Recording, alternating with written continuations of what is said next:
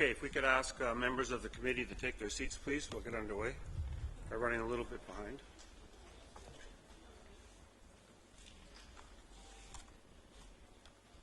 Okay, let's call this meeting of Community Services to order. Welcome everyone that is here today.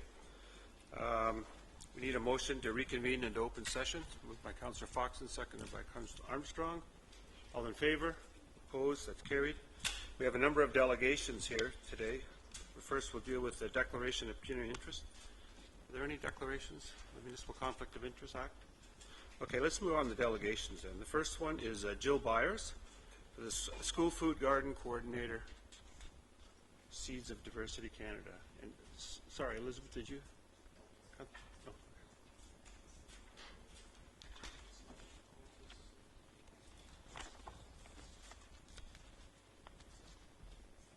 Hi.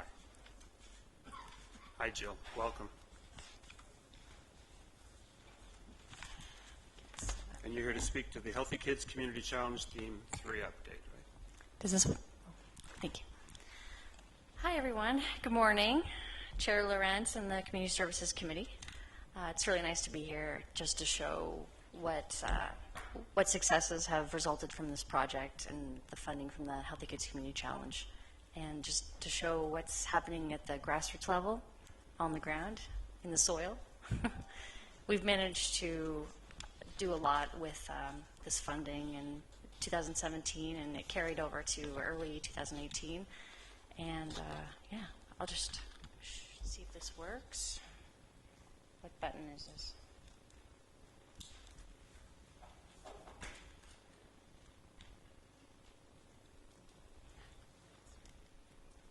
Oh, great. Great. All right, so within the past year, we were able to develop the project, and we called it the Waterloo Region School Food Garden Project. So essentially, we'd like to be the overarching support system for building school food gardens throughout the region.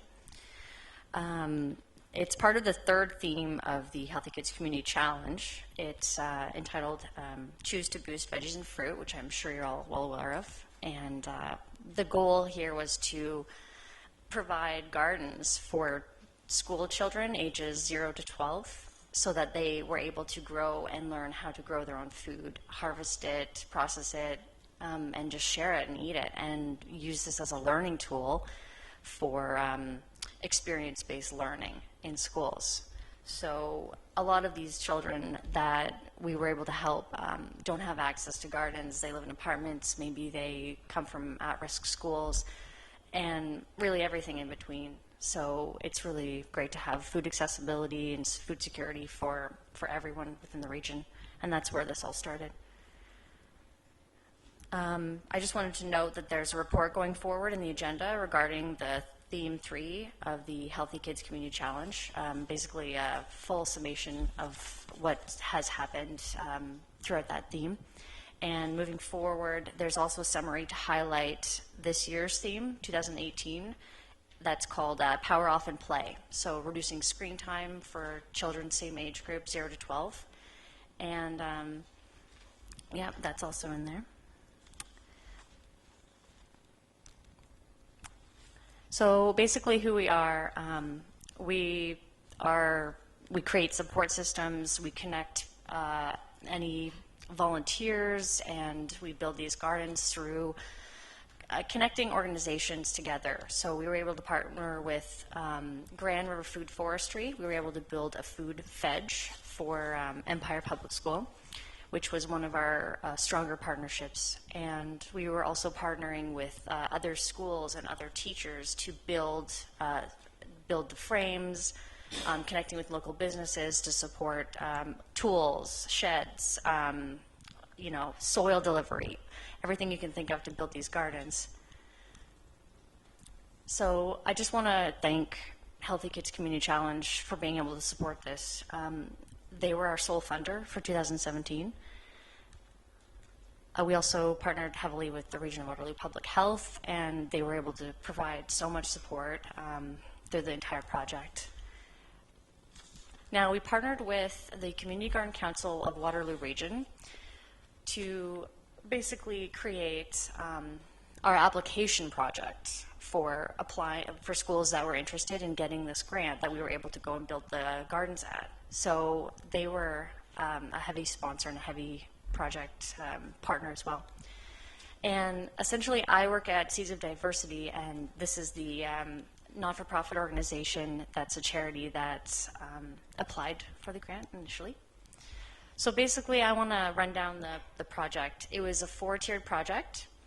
Our initial projection was to build 4 new school food gardens.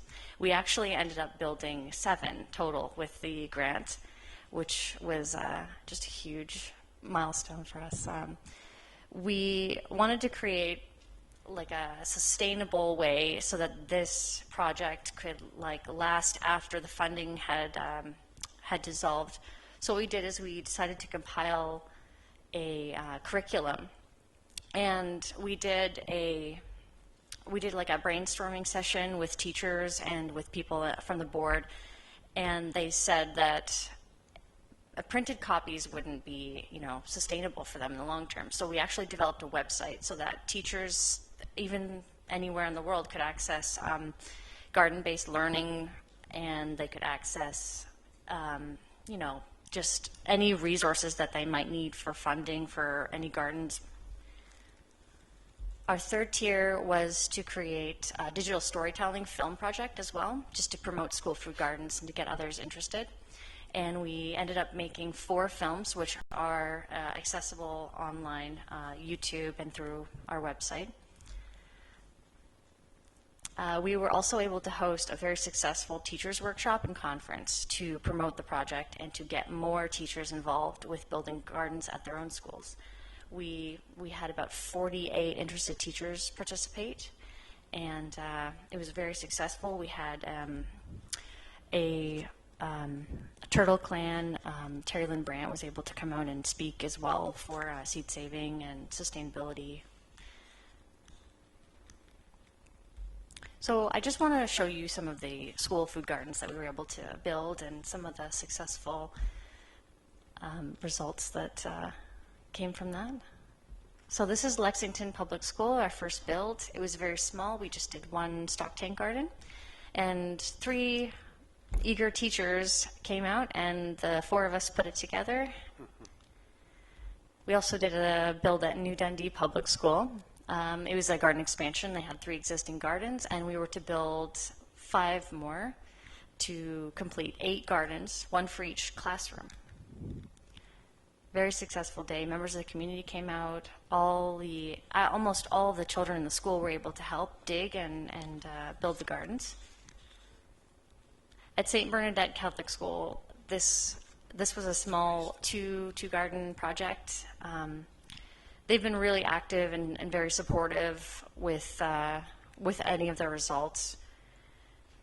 I just wanted to note too, a lot of the success has been from our volunteers, especially teachers. KCI specifically, their woodshop teacher, he has provided most of our frames. So his students ended up building a lot of the frames or planters that we needed, and they did it through their volunteer hours as well. Again, this is St. Bernadette Catholic School, and the kids they love learning about gardens, and they were so hungry and eager to get outside and, be in the dirt. And it's really great to see that this could happen. Here they are learning how to plant. They planted up their garden, and they did this display in their hallway to showcase their project for teachers that came in, to get more teachers and also parents involved. They really need to get the parents out so that the garden is sustainable through the summer. They also painted their frames, and they were able to harvest within about a month and a half, 2 months, and they did a salad day promoting veggies and fruit. At Rockaway Public School, it was a lot of their struggles result from lack of funding, so they were so grateful and helpful, and we were able to build a stock tank garden for accessible garden learning as well, and then we were able to build a 16 by 16 plot for them and a shed as well. Empire Public School was probably our largest project. I think about 35 volunteers from the community came out. We also partnered with Grand River Food Forestry again and built a food pollinator fedge. A fedge is kind of a new concept. It's a food hedge where it just creates sort of a barrier and attracts pollinators to your garden. That was probably our largest project, I would say, easily. 6 beds were installed there. They're all in use today. I was just there a few weeks ago, and they had some lovely produce growing, and they've divided the gardens by classroom, so everyone in the school is sharing the project. He did come out. Yeah, that was a great day. Elizabeth Ziegler did a garden expansion. They do, they do a lot of First Nations education with their gardens. They do a Three Sisters garden every year, and we were able to expand it, double the size. Another really active school. WT Townshend, it was a small build, but a lot of people came out, and we were able to teach some of the children some woodworking skills. And this is Mike Jones from KCI teaching some kids. And my time's running out, but in 2018, I've already done a few school food gardens that weren't directly funded by the Healthy Kids Community Challenge, but one of them was, which I've already completed. That was Grow Public School. I'll just flip through these quickly for you. J.W. Girth did a huge, massive stock tank one, 16 stock tank gardens. Surratt and Beck Public School, they're over in Baden. We did 4, and most of the kids were able to rotate through the school and come out and help install the garden. They're having lots of fun.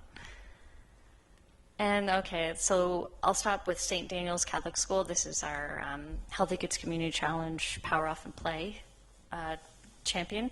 So basically our idea is to reduce screen time for children. I'll come in and run a garden club for them through the summer, so that ensures sustainability, longevity, and maintenance of the garden through the summer, and also education and garden learning. So we've already built that. That was last week. Yeah. Thank you.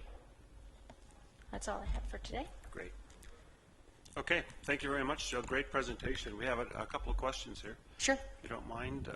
Councillor Mitchell? Yes, through you to the delegation, this is really great. And I'm glad to hear that you have parents looking after the garden in the summer, because that's when the best stuff comes forward, so the kids will have stuff in the fall. That's right. As well. Yeah. Especially long-growing crops. Yeah, that's good. Yeah. I also wanted to ask, I've had people ask me about, having a community garden in my area, and all the community gardens have waiting lists and everything. Is it possible the schools might look at having people take over some of these as they, or add to them where there's actually a community garden going there, where there's people from the community? That's something that they would like to do, partnering with community gardens and bringing more of the community in. I initially thought that would be a good idea, but then I realized there was a lot of moving parts for the time constraints. But yes, I would 100% love to see that happen. I think WT Townsend wanted to do that initially. They were partnering with a community garden that was next door. And that was how they were learning. They were incorporating the garden learning. They were using the community garden plot.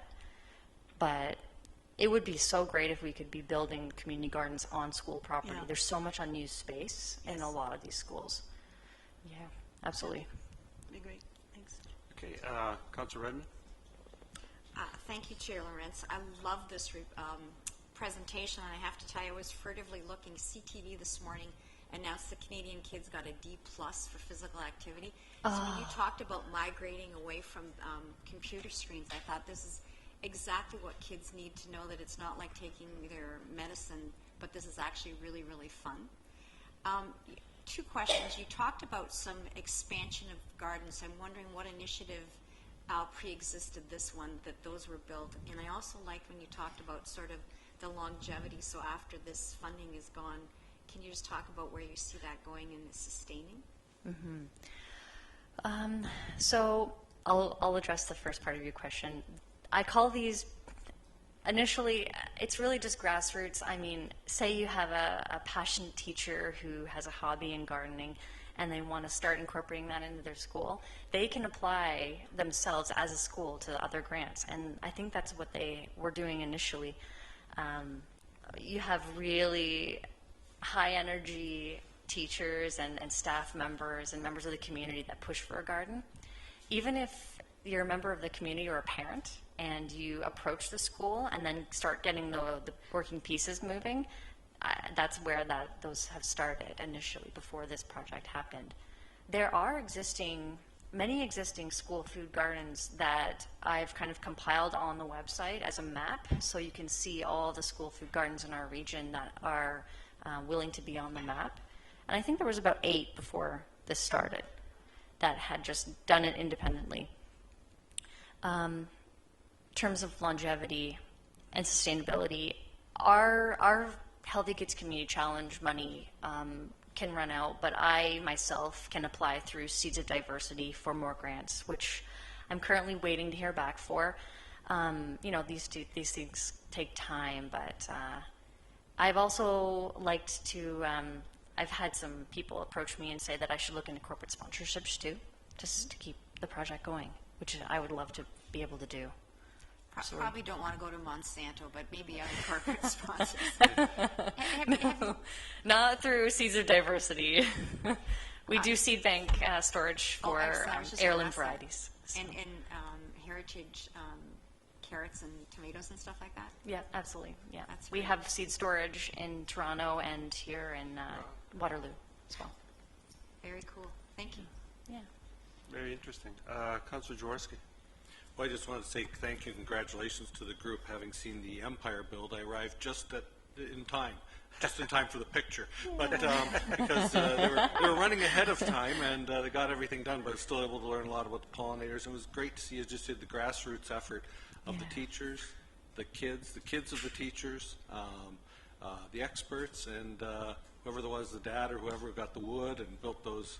They're going to last forever, the ones that he built. That was a teacher that built those wood frames just Okay. at that school at Empire. Yeah, those are going to last forever. So anyway, just thanks. It was a great day, and I know the kids will learn a lot from it. Yeah, thanks. Thanks for coming out. And there was a lot of media coverage with that one too, so we did get a lot of people involved because there was so much media as well. Perfect. Yeah. Oh, I'd also like to just say one last thing. The region of Waterloo has developed a school food garden startup guide as well. I didn't mention that in my presentation, but it's worth checking, and it is in your agenda. Great. You can access it online. So we still have some more questions for you. Okay. Councillor Galloway. Thank you, Mr. Chair. Jill, it's a great program. My question doesn't relate to schools, though, and maybe you can't answer this, and maybe I have to ask staff. And I didn't know if Seeds of Diversity Canada could be a resource or not, but I recently met with a developer who's going to build a major complex at the Cortland Block Line LRT station, 40-story condominium buildings, and they want to put allow everybody to have a garden on their balcony. Wow. And that's going to be a feature of the buildings.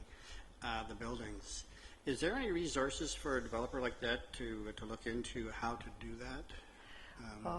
There would be a lot. Is Seeds of Diversity a source of that, or is that not really something they would?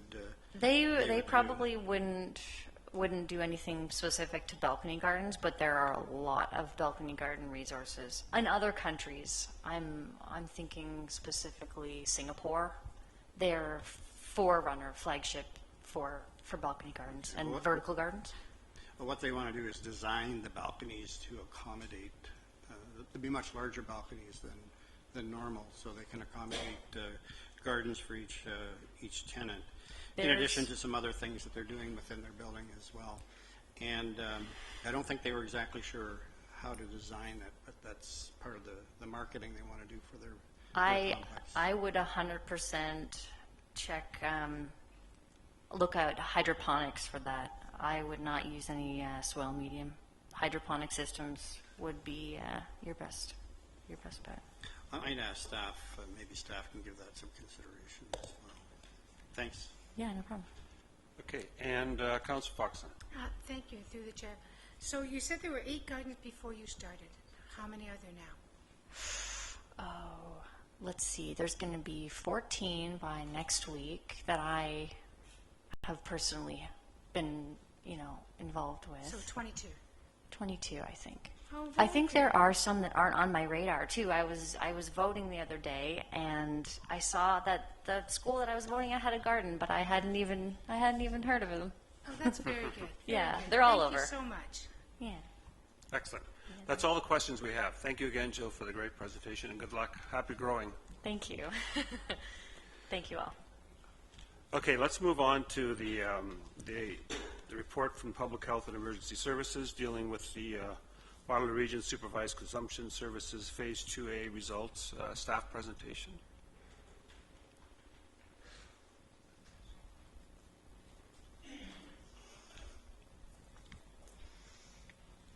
Hi, Karen, welcome. Hello. Through you, Mr. Chair, good afternoon, councillors. Today, Grace Birmingham, the manager of the Harm Reduction Program, there she is, will provide you with a brief presentation to review the highlights of the report and recommendations before you today.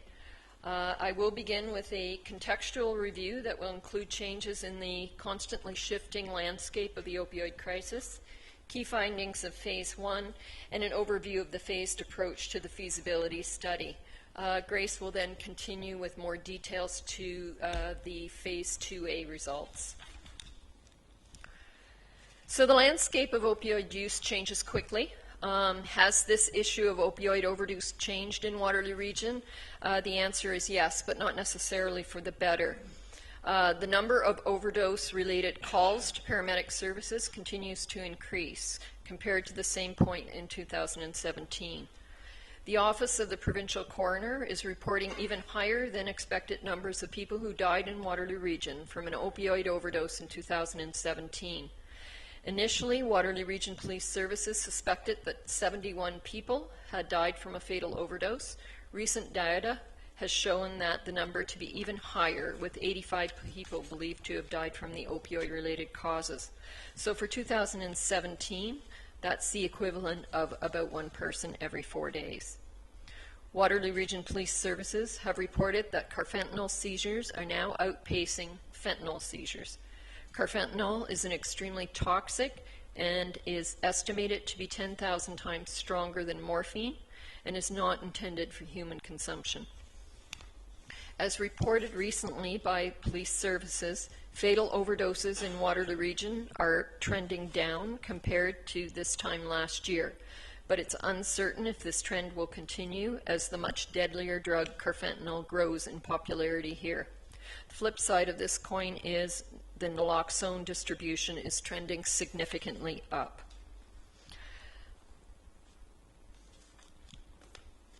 In February, a report was presented to Community Services Committee of Regional Council summarizing findings from Phase 1 of the feasibility study.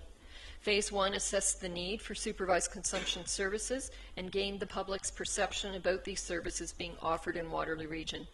You'll recall that an infographic was created that summarized those key findings that demonstrated that need exists.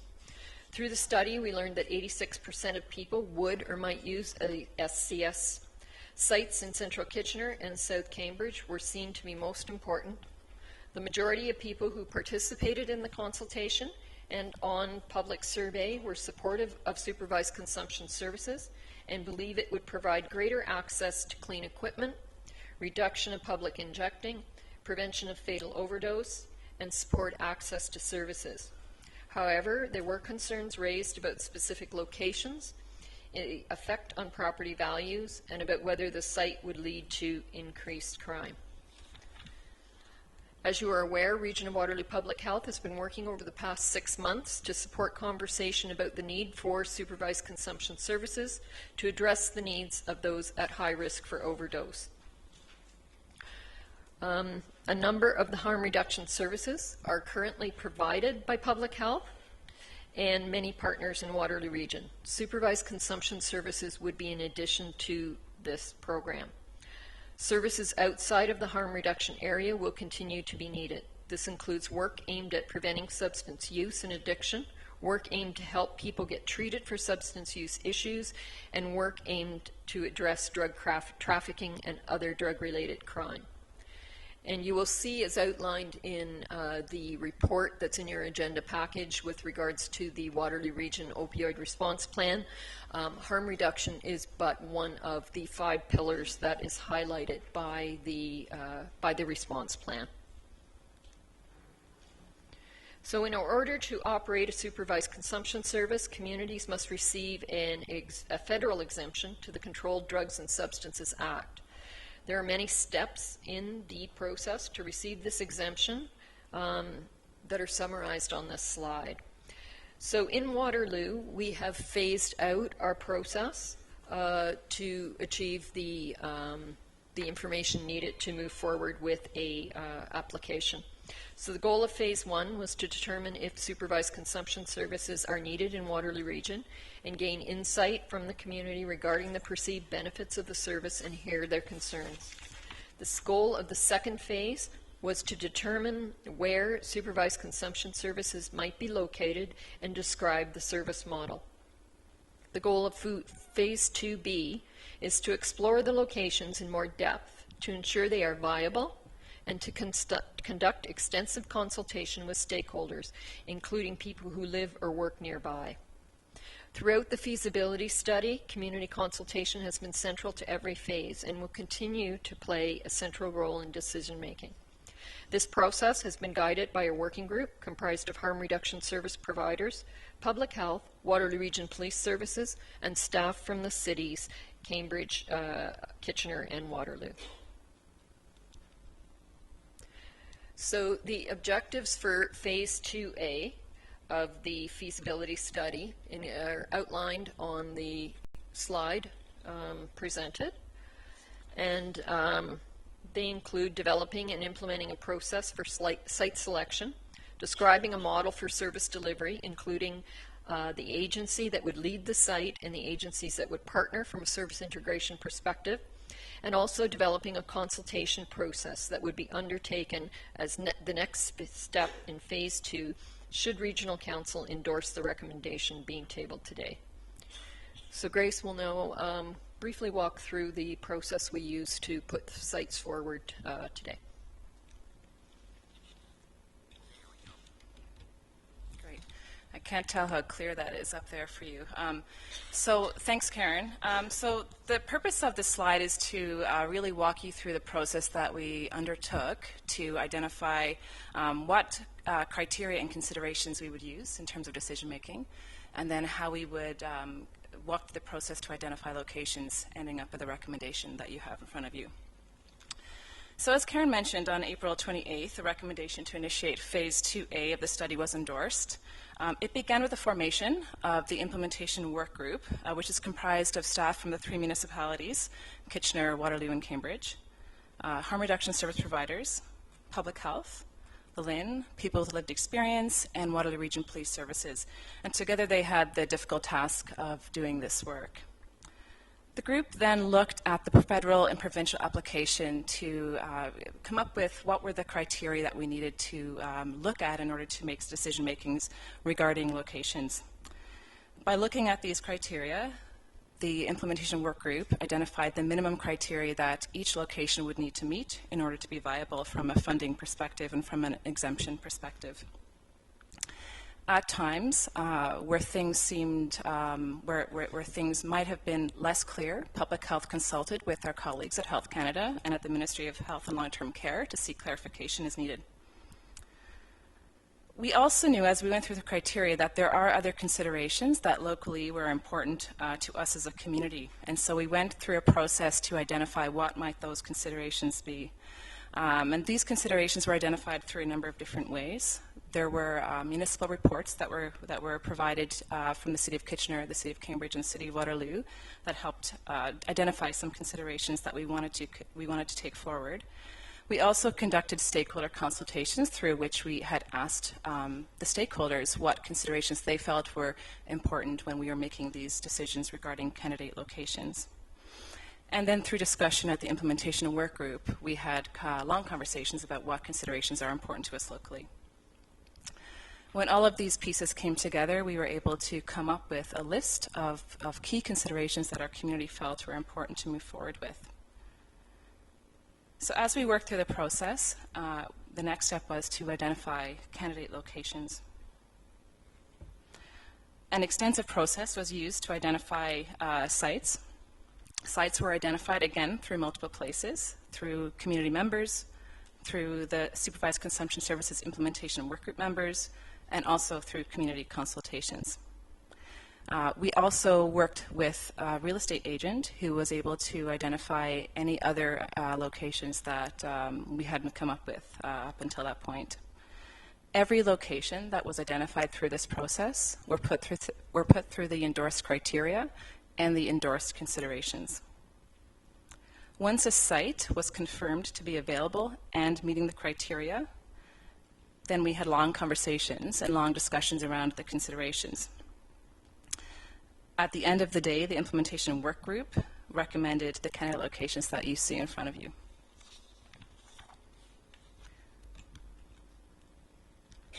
So just a key point that I wanted to emphasize.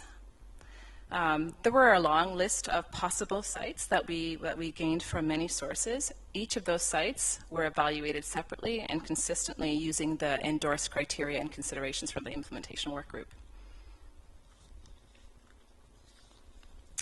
Furthermore, it's important to note that as the work group did their work, it became clear that no location would meet all the perceived needs of every person in the community.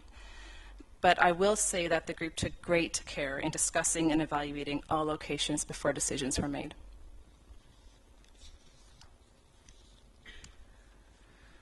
So after conducting this extensive search and evaluation process, these two locations in Kitchener and locations in Cambridge were identified as options for supervised consumption services by the implementation work group. I will say that staff are waiting to confirm the second location in Kitchener to be available. While decision-making in this process was consensus-based, the staff lead from the City of Cambridge did not support decisions regarding candidate locations for Cambridge due to the presence of the city's interim control bylaw. So in Kitchener, just to give you a quick overview of the location here, 115 Water Street North, it was identified as a candidate location. As I said before, we are waiting on confirmation regarding the second location. 115 Water Street North is a two-story house where the working center will serve as the landlord. The building would be renovated to meet the needs of the service, which would also aim to incorporate supportive transitional housing in partnership with the working center. The building includes a parking lot and is accessible by transit. It is near other services that are used by the target population. With respect to Cambridge, 149 Ainsley Street North and 150 Main Street have been identified as candidate locations for supervised consumption services. Both locations are in an area of need according to Phase 1 of the Supervised Injection Services Feasibility Study. 149 Ainsley Street is a multi-tenant building located in an area that would be accessible to the target population. The unit would be on the main floor and would provide ample space for integrated service delivery. There would also be space for co-location of other supports, and there is an adjacent parking lot for staff. 150 Main Street is also a multi-tenant building. It's a regional building, and it would provide service anonymity to people accessing the services there. The Supervised Consumption Services unit would occupy a unit that's actually in the back of the main building. The closest entrance to that unit is just outside of the suite, and the building also provides other health and social services currently being accessed by the target population. There is ample parking available, and the appropriate level of security is already in place.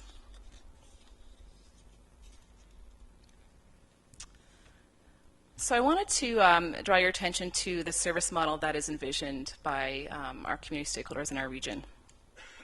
In Ontario, as we have shared in previous reports, supervised consumption services must be integrated with other harm reduction services as opposed to being standalone sites. And they must include, at a minimum, first aid, education on safer injection, provision and disposal of injection supplies, naloxone distribution, and referrals to other health and social services.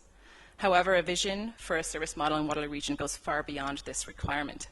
Waterloo Region residents and service providers envision a healthcare model that includes supervised consumption services as part of the suite of services that would be available to support people who are struggling with addiction and at risk for overdose. And this would include access to primary care, access to treatment services, including opioid replacement therapies such as Suboxone and methadone, access to counseling services, and access to housing supports.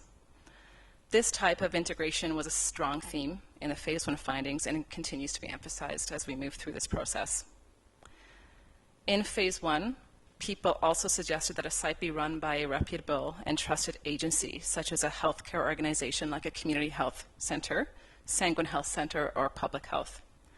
To meet this vision, Region of Waterloo Public Health and Sanguine Health Center would, if endorsed, submit a co-application for site operations. Sanguine Health Center would be responsible for the daily operations of the site, and Waterloo Region and Public Health would provide leadership, administrative support, and community engagement. Primary care support would be provided by Lang's Community Health Center in Cambridge and by the Kitchener Downtown Community Health Center in the Kitchener location. Treatment services, including counseling, program navigation, and access, would be provided by the House of Friendship. And opioid replacement therapy would be provided by the Canadian Addiction Treatment Centres through their Towards Recovery Clinic and the Ontario Addiction Treatment Centre clinics. The working centre would aim to incorporate supportive transitional housing at the candidate location in Kitchener that they own. So if endorsed, the next step in the process is to carry out Phase 2B of the assessment and consultation plan. This plan was developed according to best practices and endorsed by the Supervised Consumption Services Implementation Workgroup. There are two parts to Phase 2B. Part 1 is to conduct an in-depth assessment of locations, and these in-depth assessments would confirm viability and investigate how the services can be best implemented within each of those candidate locations and their associated costs. Part 2 of Phase 2B involves extensive stakeholder consultation. This is a requirement of the federal exemption to Health Canada and of the provincial application for funding. It is a crucial piece. This stakeholder consultation will aim to provide an overview as to why supervised consumption services are being explored in Waterloo Region, provide an opportunity for community stakeholders to learn about what supervised consumption services are, including sharing some examples of how those sites are being operated currently in Ontario. Folks would be invited through to those stakeholder consultations through, actually, let me back up. I forgot the most important part, which is to provide opportunity for community stakeholders to ask questions, raise concerns, and suggest how to mitigate those concerns. Folks would be invited to the sessions through various means. They would receive a postcard mail out to people who live or people who work in the area surrounding the site. We would make use of information displays where appropriate. We would email identified stakeholder groups to attend the sessions, and that would include neighborhood associations, BIAs, chambers of commerce, those types of groups. And we would also make this information available on the Public Health website and the Waterloo Region Integrated Drug Strategy website. Our goal through the stakeholder consultation would for it to be as extensive as possible and to make sure that people who want to have a say in these have an opportunity to do so. We would make sure that the sessions are run on 2 different weeks to optimize people's ability to attend, and if they can't attend either of those, we would make an email option available.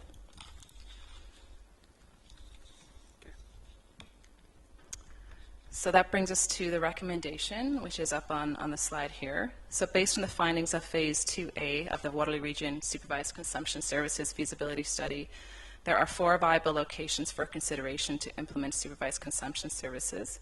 Public Health, in consultation with the Supervised Consumption Services Implementation Workgroup, recommends that the Regional Municipality of Waterloo endorse the plan to undertake Phase 2B of the Waterloo Region Supervised Consumption Services Feasibility Study, as described in the report in front of you. Thank you. Excellent. Thank you very much. Great presentation.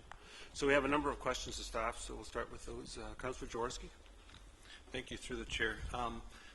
Assuming that we make it through these next steps and we're setting a safe consumption site or an SIS up, the provincial funding as you know it today, does the province pick up like all the costs of the capital investment, the operating investment, Sanglin's or Regional Health's operating costs, the direct costs? How does that work? So our understanding when we spoke with our colleagues at the Ministry of Health and Long-Term Care and colleagues from other places who've had these services already, who now have them in place, they will cover costs for capital renovation, as you know, with respect to the operations of the site for supervised consumption services, and they provide ongoing funding for site operations. So it should be it's sufficient. The program as you know it today is sufficient. Yes, it Okay. sounds yeah. Thank you. Councillor Jowett. Through the chair, thank you. So can you tell me what the radius of notification would be for the consultation process in this particular stage? Yes, for the next part, so phase 2B. Yep. Yeah, so we'd be looking at consulting with people who are within 250 meters of each site. That being said, we would also be reaching out to interest groups who are associated with the site as well. So that could be, like I said, BIAs, neighborhood associations who are likely far beyond that 250-meter radius. And also, just to tag on to that, you spoke of the funding for operational and capital funding. Is there anything that you've read or heard that is associated with cleanup activities? Because I feel like if we looked at that 149 Ainsley option, for example, so being so close to our shelter situation, the debris is quite overwhelming currently. Is there any kind of cleanup funding there? We haven't had those that level of detail in terms of our conversations with the ministry. However, our understanding from some current sites that are currently operating is that this is incorporated into their operations. So, for example, South Riverdale CHC, this is a really important piece actually in terms of the success of their operations, and it becomes in some ways a bit of a connection between the surrounding community and the site itself. Okay. Councillor Galloway. Something happened there.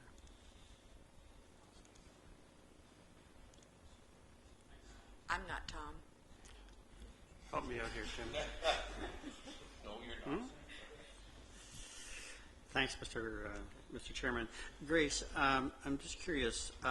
So the working group studied a number of locations, and you've brought it down to 2 locations in each municipality. Was that a pass-fail process, or was it a scoring process? So in other words, these may be the best of the lot, but could there be others that were actually acceptable but didn't score as high? It's a good question. So we actually had a 2-phase process. So the first step was to look at the viability from a provincial and a federal application perspective, and those were kind of the screen in or screen out criteria. And so they were what we would have called a minimum criteria that locations would have had to meet to move on in the process. The additional considerations were not ones that were identified through either the provincial or the federal criteria, but that our community has identified as being important. So one example of that would be, whether the area is a highly residential area or not. And so where possible, we try to apply a scoring to those. So they would never have been removed from the process. However, they would have been given a score.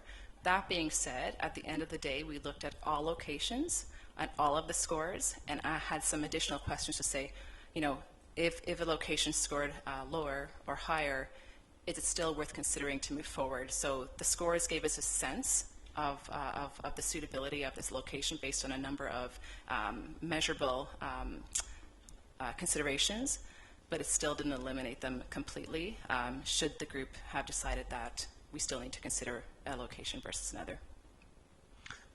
So just so I understand, so if theoretically in one or another of the cities during the next process, the next phase, don't make it through that phase, there are other acceptable locations that may have scored less, but could be brought forward for consideration later on, or this is it, these are the only 4 locations that would meet the criteria?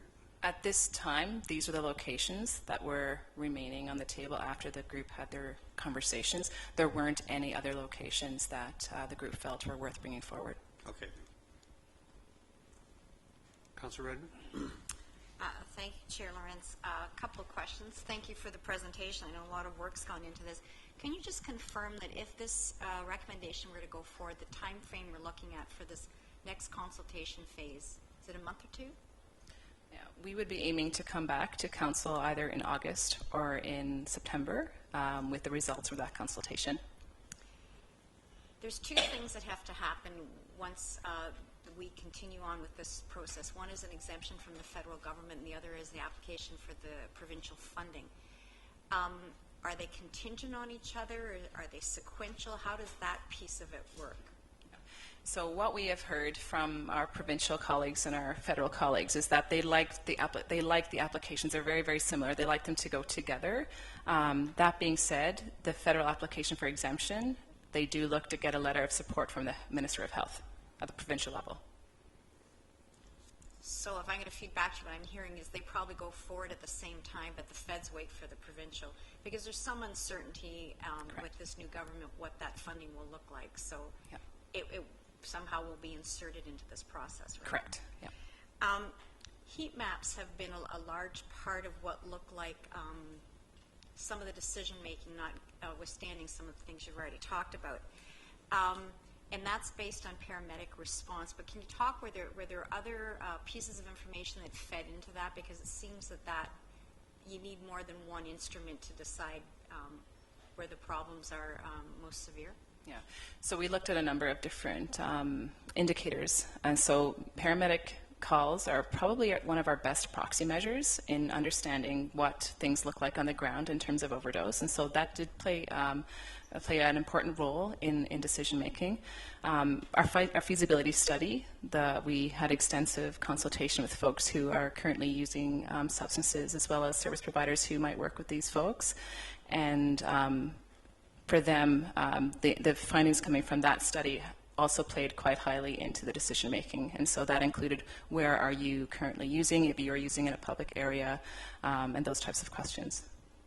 Was there any attempt to cover off the people that may use it in their home or may end up going to emergency facilities? Is that all part of the paramedic piece? So in addition to that, we were able to plot postal codes from emergency room data that very closely approximated what we were seeing with the heat maps from paramedic services. But there was a check and balance, and you sort of got a second source to confirm that. Yes. It wasn't just Correct. where do we send up the paramedics. Yes. This phase, clearly, one of the pieces of the public consultation is mitigation. And I guess it's another phase of the question Councillor Galloway asked, but what if a mitigation is not here but somewhere else? Is there flexibility in the process to say if location X, for a lot of reasons, looks like a no-go, maybe location Y might be considered if it had been on that previous list? Or is this part of the process able to incorporate that, or is that something you come back to council for? Maybe I could answer that. So we've talked a little bit about, I think your question is, what if, so if council endorses going ahead with phase 2B, what if another site through that process was identified? And I think if another site that met the criteria and considerations was identified, we would try to find a way to bring that to council's attention and to, seek council's direction about whether to engage in detailed consultation around that. It might depend a little bit on the timing of that. If that happened quickly between now and council next week, that would be easy. If it happened after that, we would just have to figure out a way to get direction from council. And I guess just one final question, and I guess I'm asking you to have a crystal ball because it's nothing that we've gone through before, but what is the timeline between completion of this phase, however the results turn out, and actually getting the exemption and the funding? Like, is that months? Is that months and months, weeks? Who knows? I think it's different. I think there's a process of negotiation. We've heard that it can be, 3 months, or it can be longer than that. Okay, thank you. Thank you, Councillor Redmond. Good questions. Councillor Ivanovic. Thank you very much, and thank you to both of you, Karen and Grace, for all of the hard work that you and the entire team have been doing on this, because it is a difficult issue and a challenging issue, but one that we need to grapple with. On the issue of sites, can you talk a little bit about how much you sort of got into what surrounds each of these locations and so on? I mean, the reality is there's no perfect site. There will be, some challenges and some issues that we're going to have to deal with. But how much did that sort of factor into your rankings and so on? It was a really important piece of the conversation. A lot of the conversations that we had at the implementation work group was really speaking about the nuance with respect to neighborhoods. People talked about a variety of things that they would be worried about, such as, perhaps a site shouldn't be located in an area of a high tourist area, so close to a square, a city square, that type of thing. People spoke about proximity to high residential areas, like I had mentioned earlier. Conversations around flow of where people might move throughout a community and which direction folks tend to walk or not walk. All of those types of nuanced pieces were part of the conversation. Okay. The next question I have, because a number of mine have also been asked already, but it has to do with sort of the next steps going forward. And clearly there's 2 you're recommending in Cambridge, there's 2 in Kitchener, subject to getting verification that that site is available. But as we go into the next phase, is there an opportunity for the public, for the communities, to bring other sites forward that maybe have not been considered yet? I know that's not the recommendation right now, but could that be built into the process going forward? I think we would build in at council's direction anything that we would be able to then consider. And once we are moving forward with that process, things for your consideration might be whether these sites are already falling within a certain proximity to the initial site that we were providing the consultation for, or whether they are outside of that zone, and that we would need to move forward with an additional consultation. So we would move at council's direction. Okay, thank you. Those are all the questions I have at this point. Okay, thank you. Councillor Jowett. And so, Grace, thank you. Yes, I know you and Karen have spent a lot of time in Cambridge, and I really do appreciate all the hard work you've put forward here. So when I first looked at the sites, I was trying to get my head around what size did you go out to look for when you were looking for spaces? Did you have a size in mind? Because aesthetically, I look at this century-old home, and then I look at these 2 great big sort of institutional buildings, which sort of create some fear around capacity issues, as we already feel like the capacity in the core is overstretched. Can you help me with that? The implementation work group had extensive conversations about this as well, and so you'll notice that in the consultation process for phase 2B, we have built in a way to further assess the viability of the sites. So we would do more extensive work in terms of whether or not that would be a You didn't have a size site. in mind when you started then, eh? We certainly had in mind a size that would be able to accommodate the model of service. Is there square footage sort of expected with that? Yeah, we were looking at a size of about 2,000 square feet.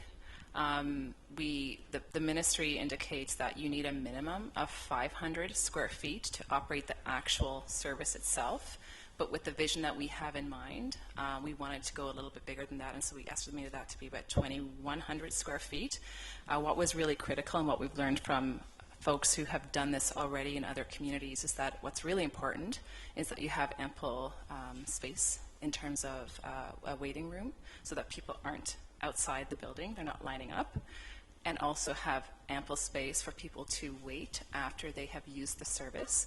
And this would be your connection place where people can connect in with other services. And so those two pieces together with the estimated 500 square feet of the injection piece gave us a minimum of about 2,000 square feet. Is there some consideration that might be given to if there's a lot of outside space on the property that's nearer to a school, that maybe that might be something that would weigh outside of it a little, or not so much? I heard you talk about a criteria when they were discussing a tourist area, so I'm just wondering how schools play into that. Sorry, I'm not quite sure the question. So, okay, so maybe I'll take you down the vision I had. When I looked at the big buildings and the big spaces outside, I was concerned with a lot of people being outside, and then you just look up the hill and there's a school there, right? So that's kind of what I looked at when I went to drive around to look at the buildings.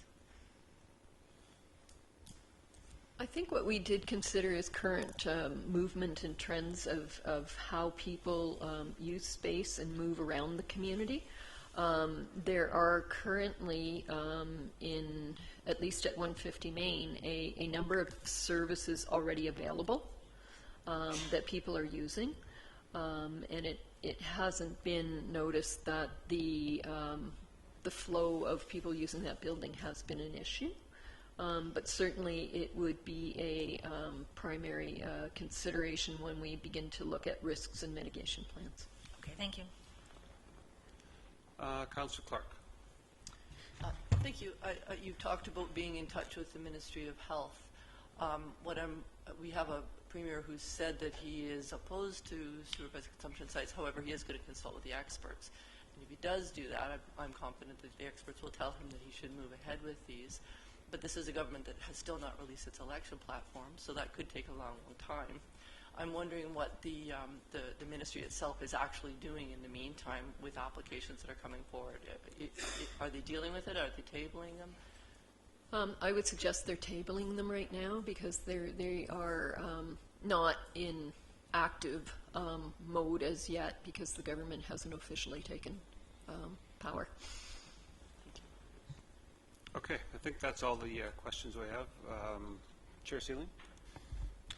So, Mr. Chairman, this has been not to say the least, a rather contentious issue in the community, and lots of activity and lots of good work on behalf of staff and people working with this.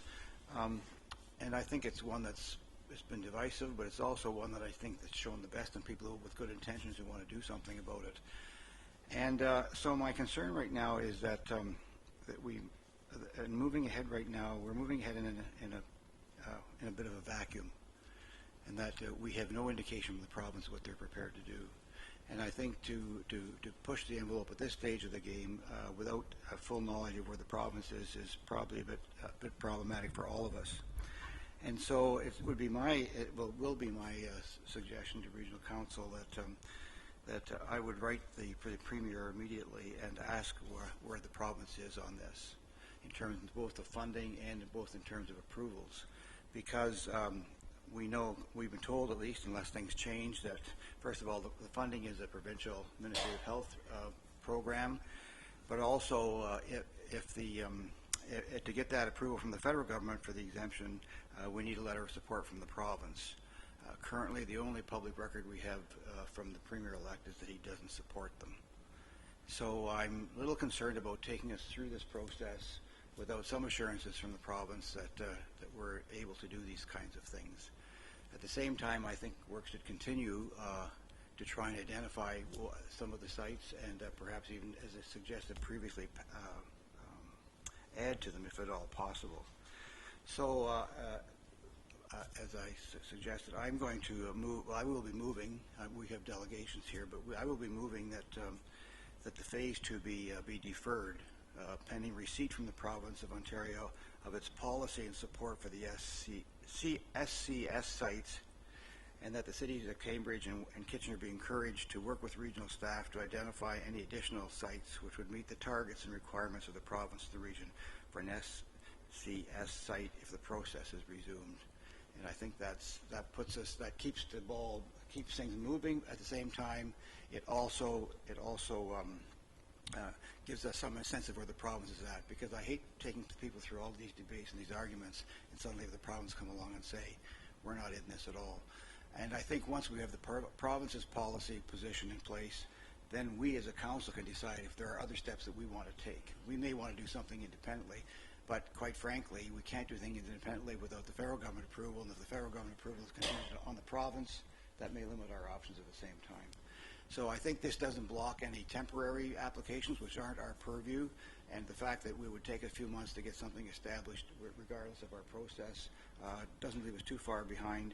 But I think pending the receipt of the policy from the province of Ontario, something clear and definitive, I think continuing to move along really is a bit problematic for me.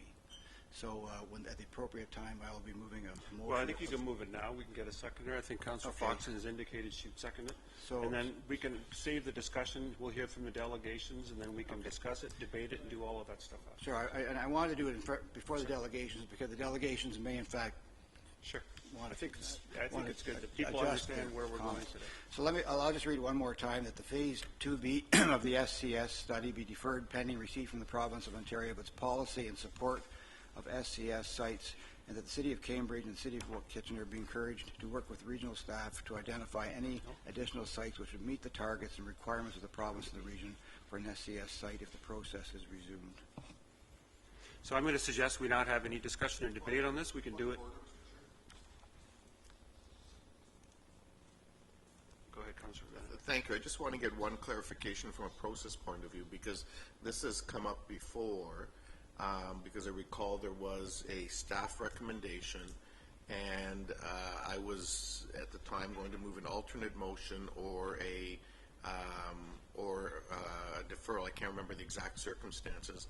And I was told that our practice here at the region is we put the staff motion on the floor. That gets moved first if somebody's prepared to move it, and then we take a deferral. That was my understanding of the practice, and I accepted that ruling of the chair at the time. So I would believe we should follow the same process. He's quite correct. Okay. Well, I don't have a problem with that. So let's move on to the delegations. You have a pretty good flavor of where we'd like to go with this later on. So let's hear the delegations, and then we'll go back to all of this, and we'll make sure that the can you just check on that to make sure that they're right. Okay. So the first delegation we have is Cindy Watson.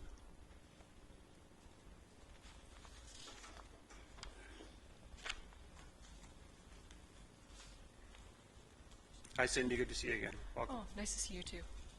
So I do have a slide, and that slide actually shows GCI, and it's an 8-minute walk to the SIS site, and there's another slide where it's a 2-minute walk from Main Street to the back of Central School. So I'm going to provide information and what's been happening in Cambridge, and people who have been emailing me, calling me, asking me to bring their concerns forward. So the residents of Cambridge weren't shocked about the recommendation of the SIS locations. In fact, they guessed the sites months ago.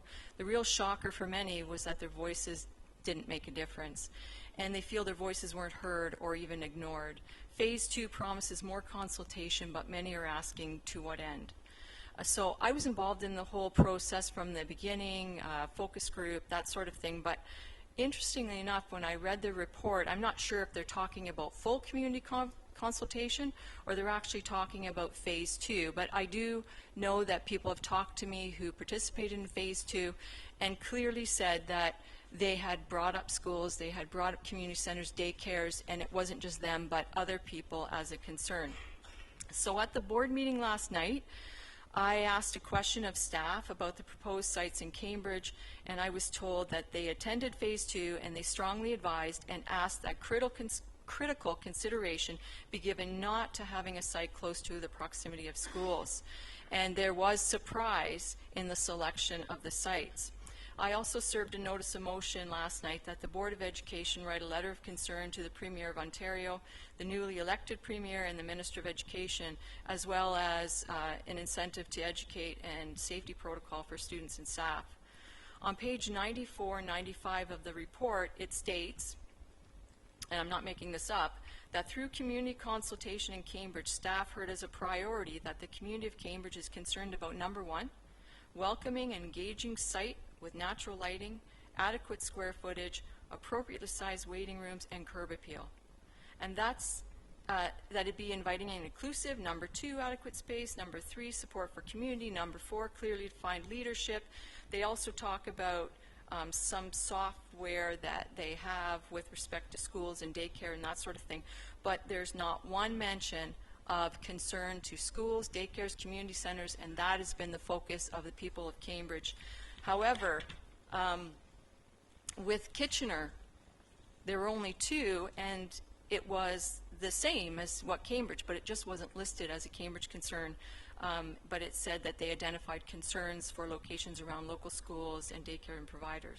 So it appears that the Cambridge community's concerns about location, whether it's phase 2 or whether it's full consultation, it's not in the report. So I started receiving calls and emails as soon as the report was released, and from parents and community members asking me to help them. And after reading the report, I started to understand why some residents believe that Cambridge is being groomed to be the drug capital of Waterloo Region. That each decision that's made by local levels of government, whether it's on homelessness or SIS or SCS, and there's still more to come, that each decision is making Cambridge more appealing for vulnerable populations than any other part of the region. And so Cambridge is about helping vulnerable populations. That is happening. But they also feel, the people who've talked to me, that Cambridge does not have enough adequate resources to meet all of the needs. So I know that one of the situations that we find ourselves in as a Cambridge population is geography.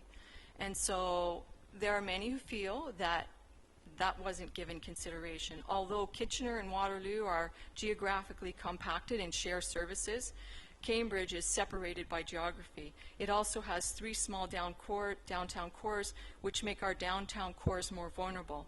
If our downtown cores are not viable, that will have an impact on the health of each surrounding community. And if our communities are impacted and weakened, how is it possible to truly meet the needs of our most vulnerable populations? The report also stated, to the extent possible, that staff would address the concerns during the Phase 1 consultation process, and to date, no concerns have been addressed, no assurances or solutions given to the almost 50% of the people who identified concerns through the regional survey. Today's report also reiterated that the same concerns that still don't have any solutions, and they are the same. Concerns for children and dependents, property values, drug trafficking, the effect of businesses. In fact, the next round of consultation will ask community members to offer their own suggestions to mitigate their concerns. Page 85 states, provide opportunities for community stakeholders to ask questions, raise concerns, and suggest how to mitigate concerns. So clearly, the description of consultation isn't a description that would lend to decision making, but sounds more like the residents of Cambridge are expected to come up with solutions for their own concerns. A recent article stated that there were no options but the SIS because of wraparound services. And since we knew from the very beginning where the wraparound services were, many people are asking, what was the whole point of consultation in the first place? Now people are feeling misled, and they believe consultation is not about participating in the decision-making process, but being used to convince and change the minds of Cambridge residents. We know that most of the overdoses are happening throughout Cambridge, but a central location wasn't recommended, which leaves many people wondering why. And there's also a belief that there will be a second recommendation for a second location in the near future. So I'm going to give you my opinion. The SIS, SES, it belongs in a hospital setting, which is open 24/7. And for those who oppose the SIS or SCS, I don't believe people are really opposing those sites as much as they are the location. And I can't speak for those, but I can give you my opinion. So I want to offer you a challenge. For those who believe they are helping people who are addicted to opiates and other drugs, and they're doing it during office hours, when the lights are turned off and the key turns the lock in the door, every one of us needs to remember that for the next 16 hours, people will still overdose, they'll still get HIV, they'll still share needles, get Hep C, and communities will experience the repercussions of needle litter, public injecting for those hours. So, you know, everyone's using the term opioid crisis. So if you look up opioid crisis in the dictionary, it says a time of intense difficulty, trouble, or danger. Months ago, I came and I told you the model was broken because I believed it was broken. And I believe the reason it is broken is because it's not 24/7. And the only way that we can fix this model is if we have a model that's open 24/7, and that it's in the walls of a hospital, and that we have mental health and addiction experts, and that we advocate to the provincial government to make sure that this happens. It was stated in the article that Cambridge is prepared to work with the region, but many people are asking the question, but is the region prepared to work with us? So I appreciate the fact that this motion has come forward. I think that that would really help in terms of people being able to kind of catch their breath, come up with solutions that work. I would also ask that you'd consider different site locations, but I also ask that the community concerns be reflected in your current report, which aren't reflected, in my opinion.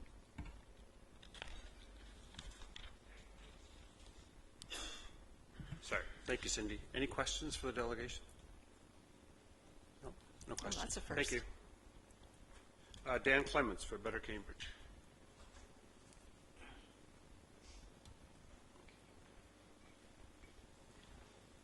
Hi, Dan. Welcome. Good to see you again.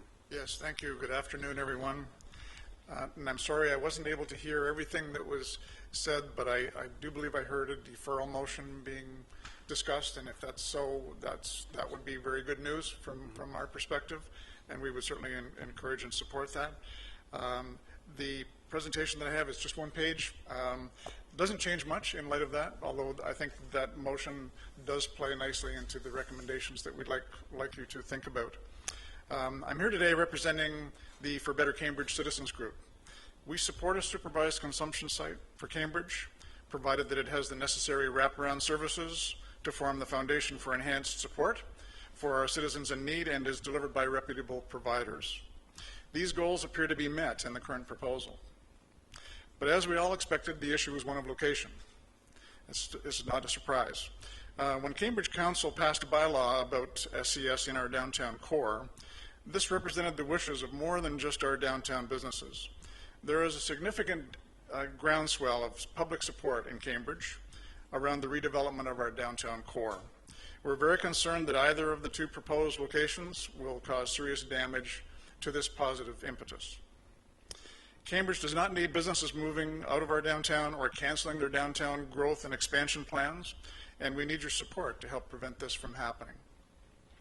We've spoken to the BIA and other communities, other municipalities, who wish that they had not permitted SCS services in their heart of their downtown core, but rather located them a bit outside the core area. Let's not make the same mistake. All the experts we've consulted recommend against locating too many social support services near any one location. This means that the Cambridge SCS should not be near 150 Main Street, the Bridges, or the food bank. At the Bridges, the 78 beds there represent much more than our community's share of the region's emergency shelter beds. We all know about the huge challenges being faced by the Board of Directors at the Bridges. Their board needs serious help from all of us.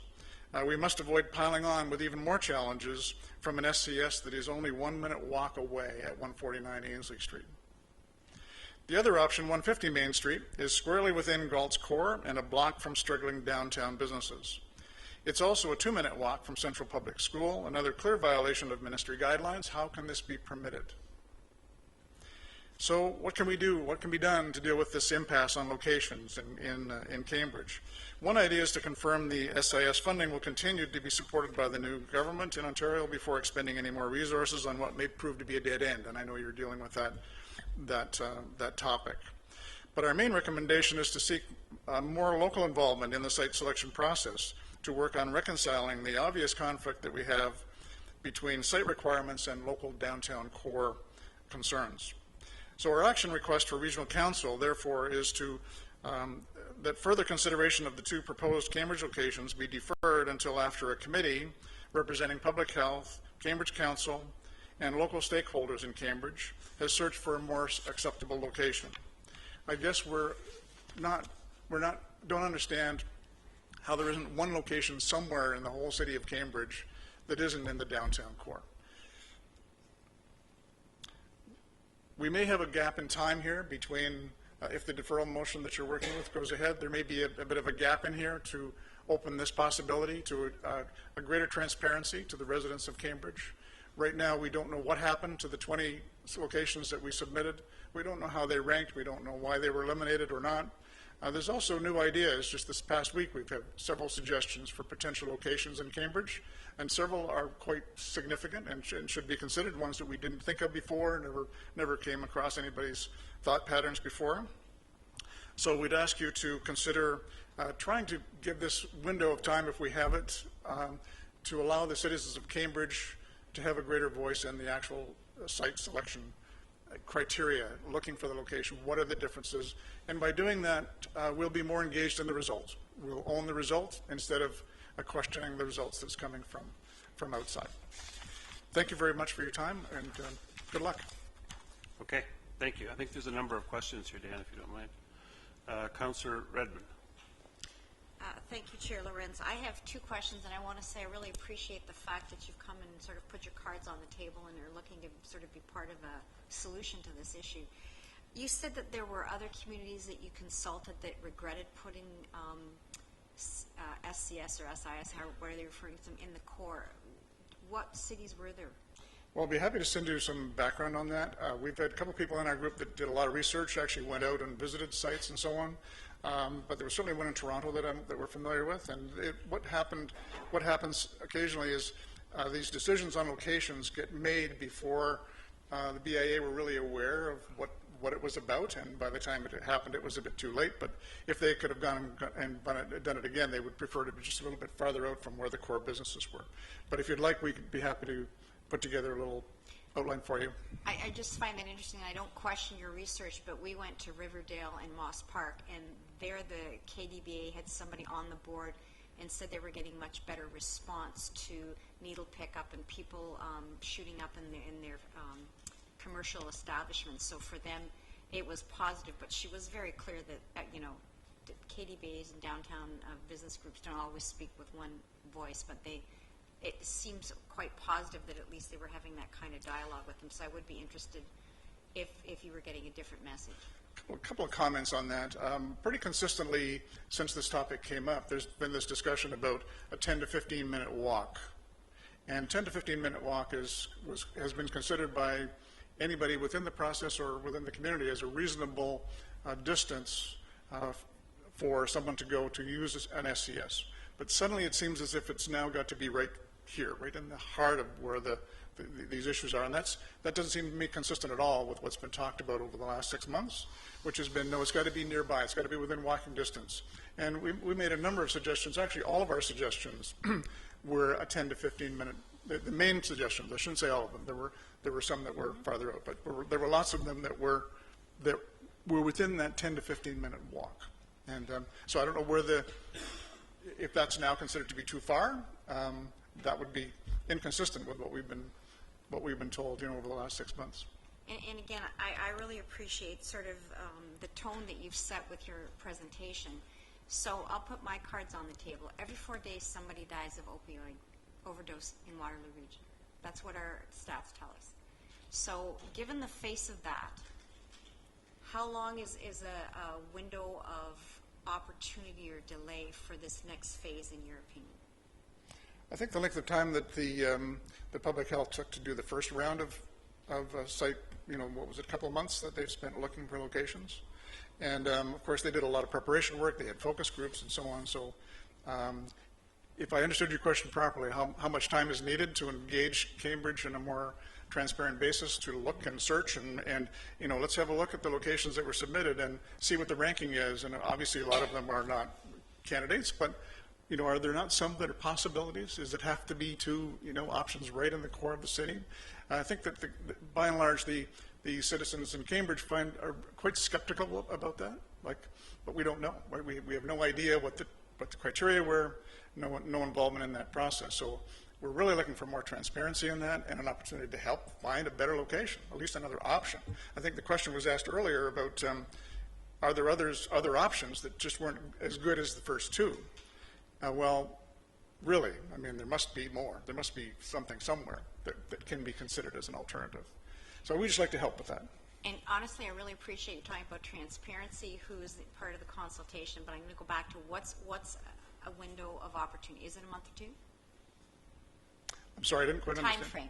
When you say there's a window of opportunity and you like a delay, a month or two is the reason for the window of opportunity was around the idea of deferring a decision on some of these things. If we're kind of waiting for the province and so on, if there's any sort of window in there, you can make a window to engage Cambridge Council, to engage Cambridge stakeholder and citizens in a more in-depth. Think about the multiplex project in Cambridge, where there was a huge public engagement, right? And that came as a result of concerns about just not enough background, not enough information.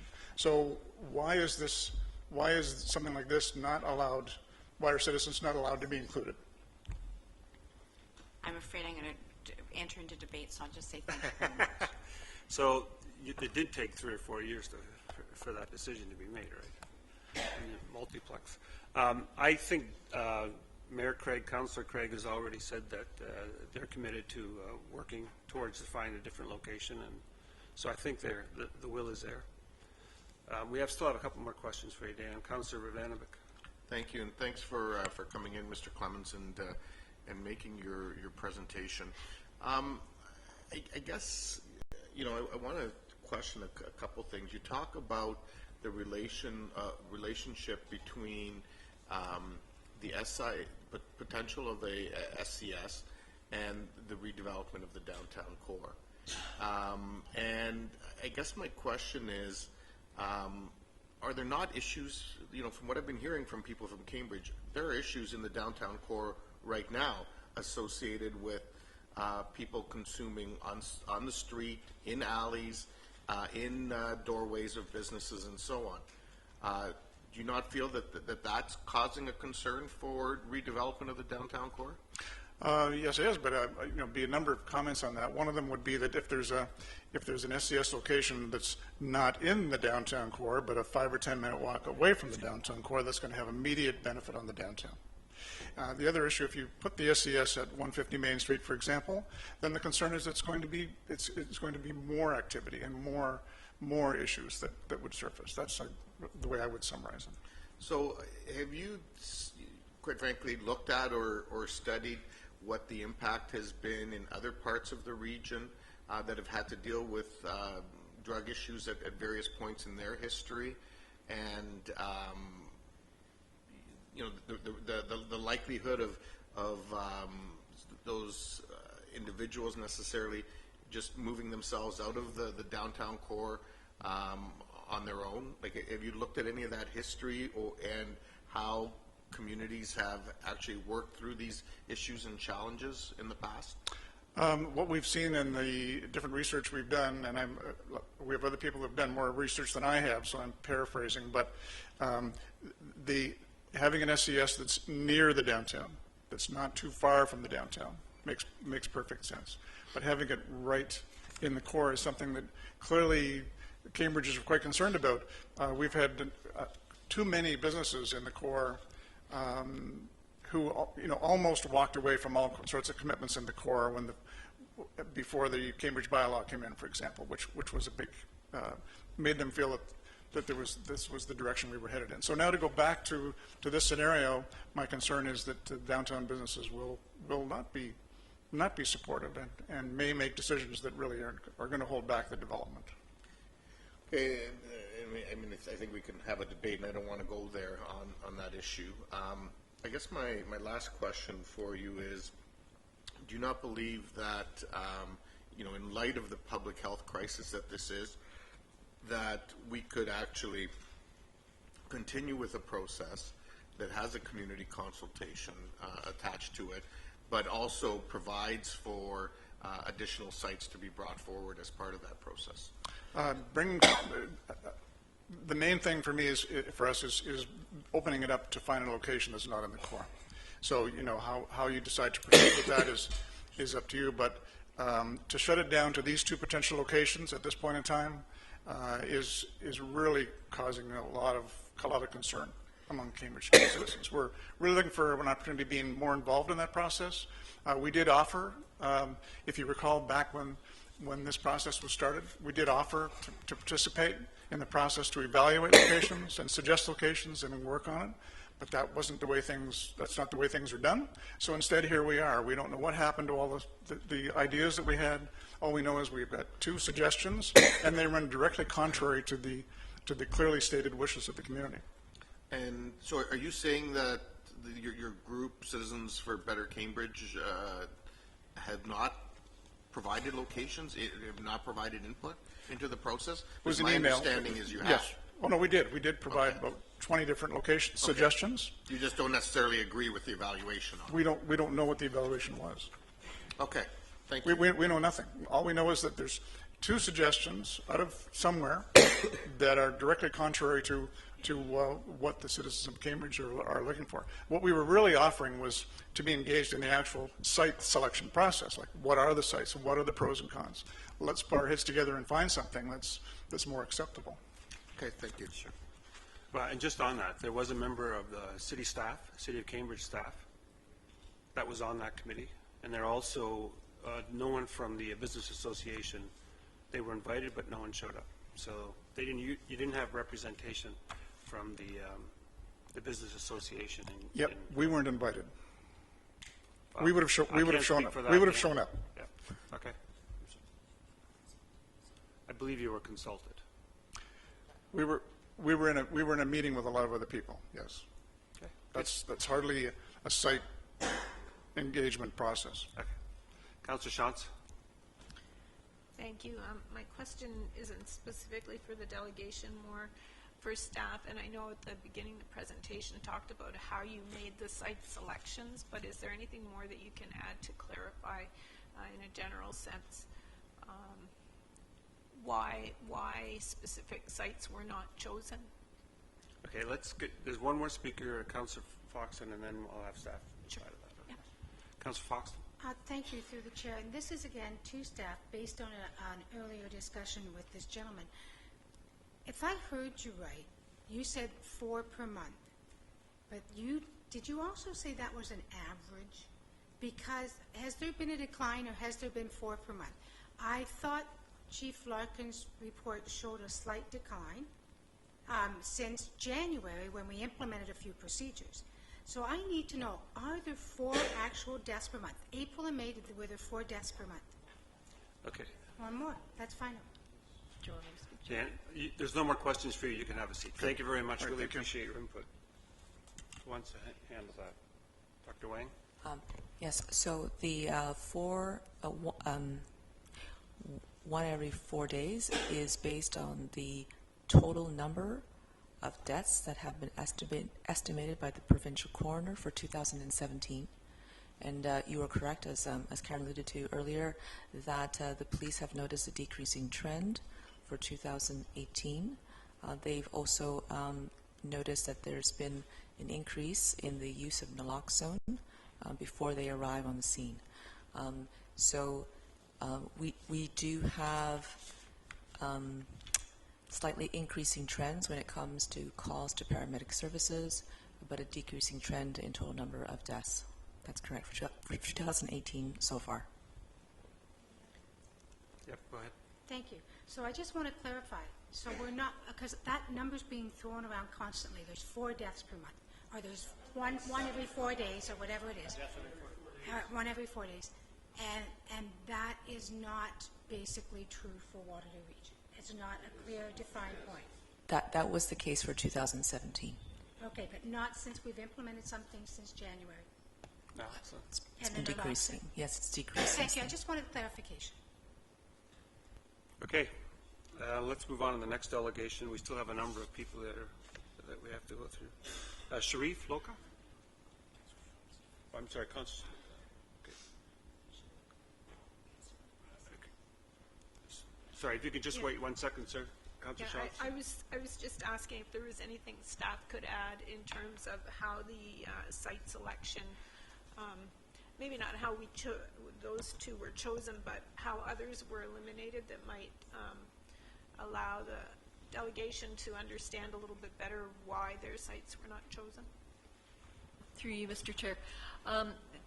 First of all, we did assemble a large component of criteria that were based on the application for federal exemption and the criteria that were in place surrounding the requirements for provincial funding. So those were sort of, as Grace said, the first cut at eliminating or putting forward more sites.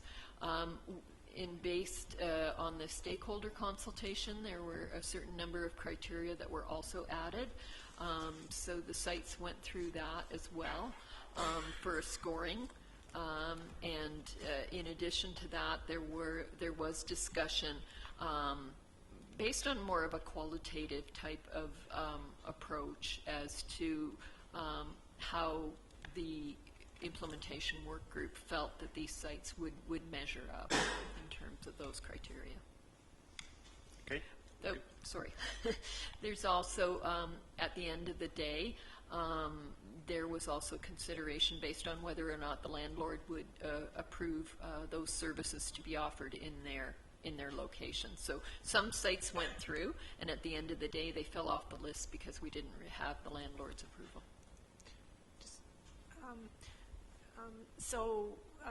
Could you say that all of the sites that were put forward were considered? Yes, they were.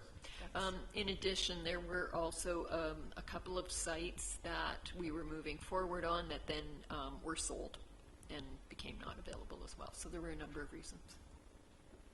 Okay. Okay, Sharif, sorry about that. Thank you for coming out. Good afternoon, everybody. My name is Sharif Luka. I've been a resident in Kitchener area since 1992. I've been here before, and I mentioned before that I've been 8 years clean from opiate. Before I go any further, I'm just going to show a very beautiful picture just to let everybody know where I came from. That was me 8 years ago. So yes, I was one of the people that will walk downtown and people will cross the road and lock their cars, and business owners will not want me to walk in the front of their business. Now I've been 8 years clean, and I've been a normal citizen. I have a job, I'm married, I'm trying to pay it forward back to the community that I've been living in for a long time. The crisis that we're having right now is past the crisis. We're actually having a serious, dangerous attack in our region. It's not. We bypass the crisis. We look at people that are dying every day, and we say we'll try to help them out by doing the safe injection site. I absolutely support it because that would be the first step. As a junkie, I can let you all know we're very clean. We will use this site and we'll do what we need to do and we'll walk. For people to actually, as a junkie too, I can say for me to take a time out of my day to go use a safe injection site, then there is some sort of hope that I'm still hanging on to, that I don't want to die. Then there is a hope for recovery. So that is the first step. And according to CTV study on last month overdoses, they all came from residential area. So it was not a downtown problem or was not a shelter problem. So this is creeping up everywhere. Those 7 people can be my neighbor, it can be my co-worker, it can be my best friend, and it can be somebody that I really care about. So this is creeping everywhere. This is not just downtown and a shelter problem right now.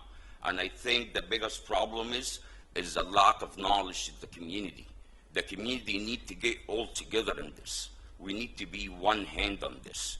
And I would love to give a personal thanks to our Mayor Barry and Karen from Public Health for taking the time actually and meeting with me. And even though that they couldn't help me and their department couldn't help me, they guided me to the right place. And I think that's what we all need to do here. We all need to get involved, put our hands together to get somewhere here. We're talking about people dying. What about the people that is not dying? Then our crime rate is going up. Then our employment is going up. Then everything is going to be going up. Then this is nobody's talking about this. We need to really help these people and give them hope to recover. So the safe injection site, if we start educating people about this, we're not going to have a problem with the site. For me as an individual, I took it upon myself and I want to help with the opioid crisis, so I'm filling a gap between the withdrawal management and to do with the long-term treatment center. So since November, I've been going on this with my busy days, working full-time job and my family and my kids and everything. I got myself registered for a nonprofit organization. The place is going to be called House of Freedom Addiction and Social Support Center Incorporation. As I said, this is going to be filling between the gap withdrawal and the long-term treatment center. But still, it will all start from the safe injection site. Because if those individuals go and use these sites, that will give us the opportunity to get to them and try to talk to them and let them know that there is resource out there right now that they can use to actually get clean. Right now, we're trying to tell people that there is a danger out there that is killing them, that they need to do something about it, but we're not helping them. We're not giving them the right support or the right tools to recover from the situation they're in. Coming out of opiate was the worst thing I had to do in my life. I was blessed. And I will say it again, I was blessed with the family and the friends and all the support I needed. I can tell you that 99% of the people out there don't have the support that I had. But that doesn't mean because I made a bad choice when my mom passed away in 2001 and I dealt with my grief wrong, that made me a bad person. That just made me a junkie and just we don't care about. No, I came from a really, really, really well-off family. My father was a general in the Egyptian army for 25 years. My mother was a school principal. I came from a really, I can say, rich and famous family. And it came to me, and I had to suffer through it, and I lived this life for 9 years. And I can tell you, in that 9 years, I destroyed absolute anything and everything I ever built in my life. I lost contact with my kids. Up to this day, there is things that I still can't recover from, but I racked up 11 pages of criminal record, and let me tell you, this is still gonna keep going on the rise. If we really don't get a grip on it from now and put our hands together and try to get everybody educated that this is not just a junkie's problem or their family's problem. It's all our problem because it's going to affect us in one way or the other if we know these people or not. It's like I said, if they don't die, then the crime rate is going to go up, employment rate is going to go up, our homelessness is going to go up. We got to look at the big picture. We can't just look at now and today. We got to look what we can actually do for these people. These people actually somebody's father, somebody's mother, somebody's everything. So we can't really say, well, what happens to the businesses if we can put these sites between a business? I'm really sorry to say, as long as we're alive, we can rebuild. But when these people dies, there is no amount of money in the world that can bring them back or can comfort their families and comfort their loved ones. So we really cannot put money on human lives anymore. Our region serves all the surrounding areas. If it was Cambridge, if it was Guelph, or it was the Weldon area for the detox center, they all come down here for our withdrawal management, and they all very much end up staying here. So we really need to grasp on this and really need to put our hands together, get community knowing that this problem affects everybody. It's not just the downtown and just the shelters and just addicts. This is affect each and every one of us. Thank you. Thank you. Thank you for coming in and sharing your story. Thank you. Any questions to Sharif? No? Okay, thank you so much. The next delegation, Irene Pedersen.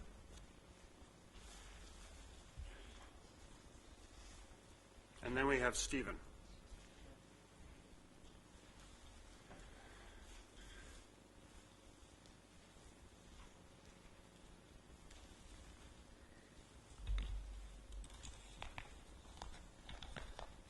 Hi, welcome. Thanks for coming in. Thank you.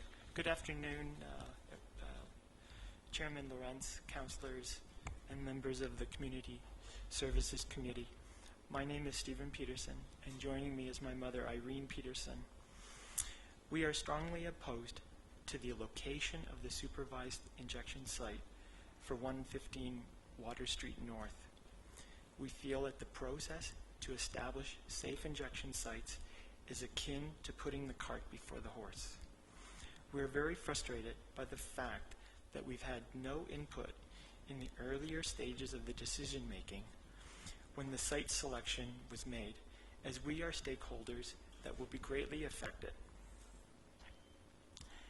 And we are very disappointed that we only learned of the proposed injection site on TV. Besides living 2 doors away from this proposed site, we own an office building adjacent to the site. Some of our concerns for this site mirror those raised by the community on page 5 of the report. But we have others as well. Concern 1 is the personal safety of our tenants and ours. For instance, in our office building, there is a learning center that offers English lessons to young children. Then there are the children in the 17-story apartment building less than a block up the street, and the children playing in Hibner Park on Aaron Street less than 300 feet from this proposed site. There is a great possibility that those using this injection site may sleep in the park overnight. We realize that drug addicts are people too, but not all are law-abiding. Some are very dangerous and vicious. Also, the back of Water Street is all residential, so there might be possible concerns with that. Concern number 2 is break-ins and thefts. Concern number 3 that we have is the depreciation of our property values. My parents have worked very hard in this community to buy and build these properties. Then there's the concern of our loss of our renters and diminished future rental prospects for our office building and the effect on the businesses in our building and those on the street. Concern 4 is the property damage and vandalism that might result. Number 5 is the public drug use just outside the clinic. Addicts already take drugs in public, and the comments by Toronto Councillor Mammoliti mirror our sentiments when he said on May 28, 2018, that the addicts, quote, are going to feel comfortable taking drugs on the sidewalks, end quote. This is in reference to a Toronto injection site. Point number 6, public loitering. Addicts showing up before the clinic opens or staying late after it is closed, hanging around the neighborhood all hours of the day and night.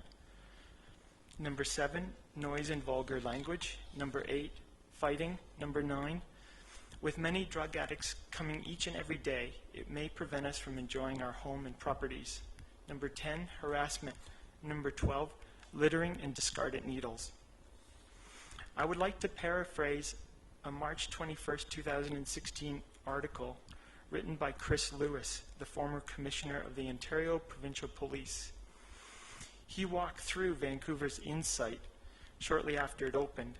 There were spaced out addicts laying and loitering on the sidewalks, some buying and selling drugs, and some harassing passers-by. An officer assigned to the area full-time told him stories of people from all walks of life coming there to purchase and use narcotics, as well as the crimes occurring such as assaults, robberies, and thefts. About 10 years ago, he later returned and described the area looking like a zombie apocalypse. Unfortunately, there had been no improvement over the 10 years. You may claim that these things may not occur on Water Street, but there's no guarantee they won't. I've calculated a back of an envelope calculation, or I've calculated a back of an envelope calculation using the numbers from the survey responses on page 4 and 5 of the report to determine roughly how many visitors you might expect. If you start with the 4,000 people in the Waterloo region that inject drugs, and then you use the statistics in the report, I've calculated roughly there might be 288 daily visits. And these are not including the non-daily users. If I'm even off by 10 or 20%, we're still talking in excess of 200 people that are coming into our neighborhood each and every day. This number will only increase, leading to further crime, vandalism, loitering, and begging, and further exasperating our concerns. This can only be detrimental to the neighborhood in general. We recognize that drug addicts need help, but who will help the residents and business owners of the neighborhood who will suffer equally? There is no safety net mentioned or addressed in this report for the emotional and financial suffering that is inevitable for the residents of the neighborhood. And I want to mirror the comments from an earlier speaker. She mentioned that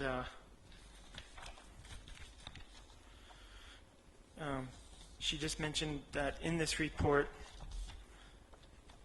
on one of the pages, the community stakeholders they have an opportunity to ask questions, raise concerns, and suggest how to mitigate our concerns. In a June 18th, 2018 CBC article, Doug Ford, and I quote, is dead set against safe injection sites and believes the focus should be on drug rehabilitation instead. And we've discussed this already. I would like to ask Council to put forth a motion to delay the proceedings of this report until the provincial government decides in this matter. In closing, I urge Chair Lorentz, Council, and members of the Community Services Committee to revisit the issue of reopening the search for further locations, as only 9 sites were found and evaluated for Kitchener in Phase 2A. I would like to ask why there are only 9 sites explored in Kitchener, given Kitchener's size, despite all the work. Please refer to the enlarged map that I've supplied you. It looks similar to this. Okay. I've supplied you with one.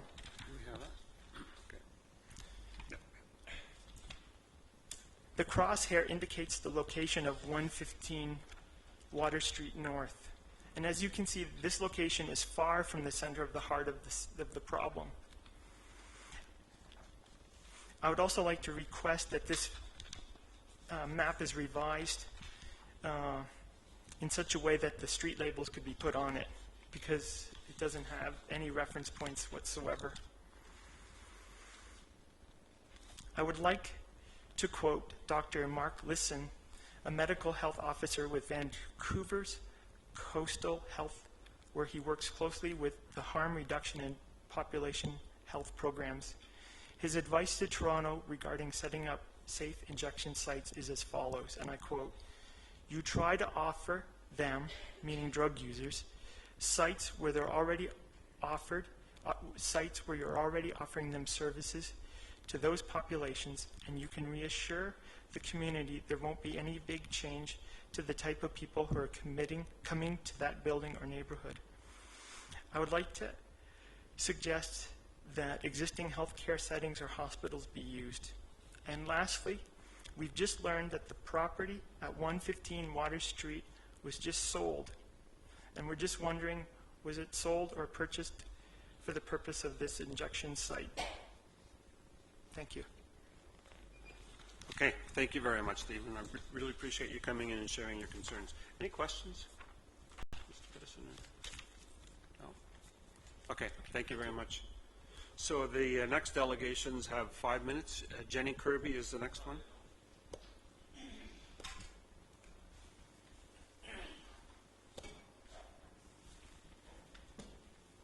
Hi, Jenny, welcome. Hi, thank you. My name is Jenny Kirby, and I live in downtown Kitchener and work just around the corner from the proposed site on Water Street. I'm also an injection drug user. Over the last year, I overdosed 3 times. I was lucky enough to have friends around to administer Narcan. 85 of our neighbors in 2017 and 18 as of the end of May weren't so lucky. I understand opponents' concerns, but all of their research and even anecdotal observations do not support their fears of increased crime or public disorder. We need evidence-based policies, and their objections are not supported by facts. Safe injection sites aren't just beneficial for people who use drugs. They also have positive effects on the rest of the community. The research is unequivocal on these matters. Safe injection sites reduce public drug use and needle litter, reduce the spread of infectious diseases, save taxpayers money, and increase access to treatment and opioid replacement therapy, all without increasing crime or drug dealing. None of these things are in dispute. They're all backed up by decades of international research. Insight is the most studied medical facility in North America, if not the world, and these sites have operated in Europe since the 1980s without issue. This isn't about ignoring the concerns of residents and businesses, but they are ignoring the evidence. To the opponents, I'd like to ask why you think you're smarter than the experts and medical professionals. What do you know about safe injection sites that they don't, or that the research hasn't shown? You're entitled to your own opinions, but you are not entitled to your own facts. Some have tried to claim that the research can't be applied to smaller cities like Cambridge. Lethbridge has 40,000 fewer people, and their safe consumption site has exceeded the city's expectations. Within its first few weeks of operation, police reported seeing a reduction in public drug use and negative behavior in the area, and their library stated that the site had had a marked effect on their facility and that they are very happy with what they're seeing.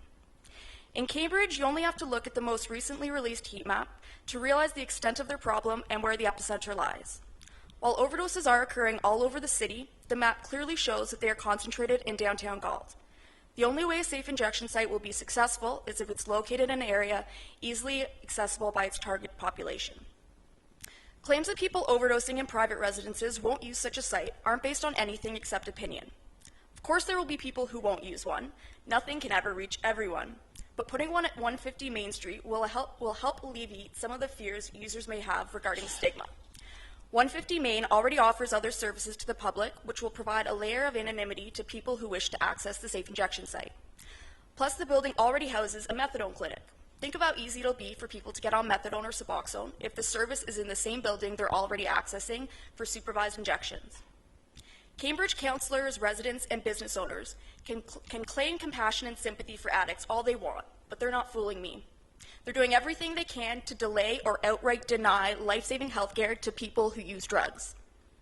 It's disgusting that Cambridge councillors intend to use Kitchener as a guinea pig at the expense of their own drug users. As a local editorial stated, anyone who gets in the way of life-saving measures for addicts is complicit in their deaths. I'll go one step further. If Cambridge councillors don't revoke their bylaw, they will have blood on their hands. They claim to need more time to conduct their farce of a study. I've asked for an update on the progress of said study and have yet to receive a response. What are they expecting to find that the existing research hasn't already? One Cambridge councillor claimed that they want to talk to users to find out how to best serve their needs, despite public health having already done so. You know how to best serve our needs? By keeping us alive and putting a site somewhere that we can access it.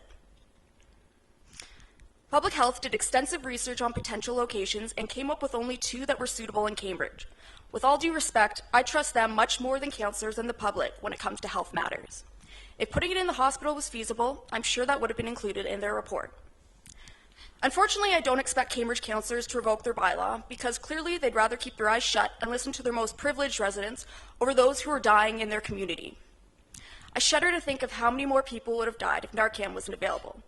If it wasn't for Narcan, I wouldn't be here today to advocate for safe injection sites.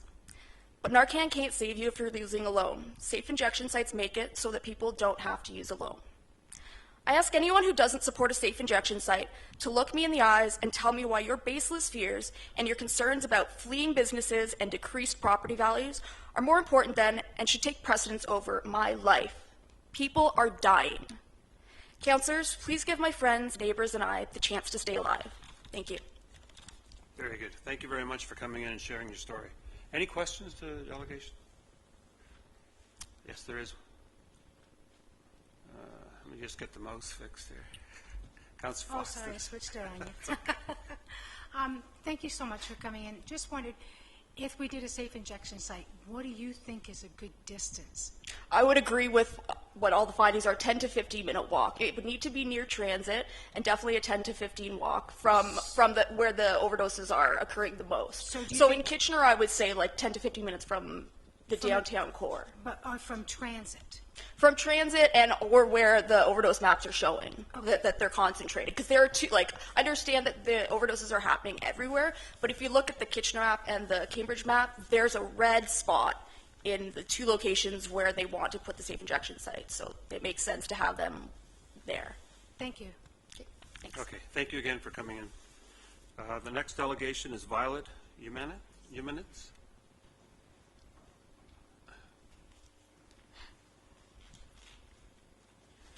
Did I even come close? It started with a U, and that's good enough for me. Hi, and welcome, Violet. Thank you. I have to apologize in advance. I have a terrible migraine, so words are a little challenging for me today. So if I slip up, I apologize on that. So my name is Violet Umanitz, and I'm the Manager of Outreach for Sanguine Health Centre. And as you'll note in the report that's before you and the presentations earlier, Sanguine has agreed to partner with Public Health to provide supervised consumption services in Waterloo Region.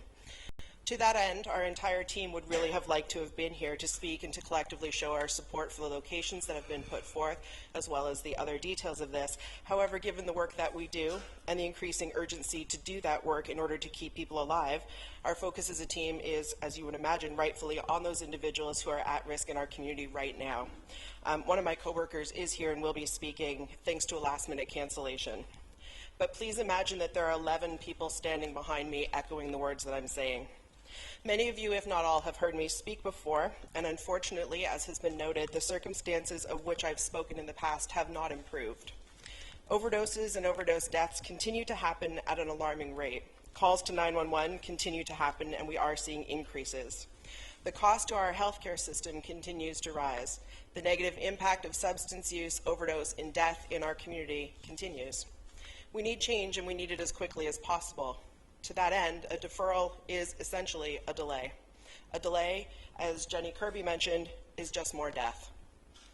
Supervised consumption services have clearly been shown to reduce overdose deaths, to reduce the transmission of hepatitis C and HIV, to increase the likelihood that someone who uses drugs will in fact seek help for their addiction. It reduces the number of needles in the streets, it reduces crime in the area, and it can be beneficial not only to those people who are using drugs or who are at risk of overdose, but also to the community as a whole. I need to make clear, as others have, that SCS is not the only answer to this problem. We're not putting all of our eggs in one basket as a region. And we know this. Our community knows this. Supervised consumption services is not simply a place to use drugs. It's a multifaceted approach, which includes access to treatment, access to mental health services, access to primary care and to specialty care such as treatment for HIV and hepatitis C, and access to other support services.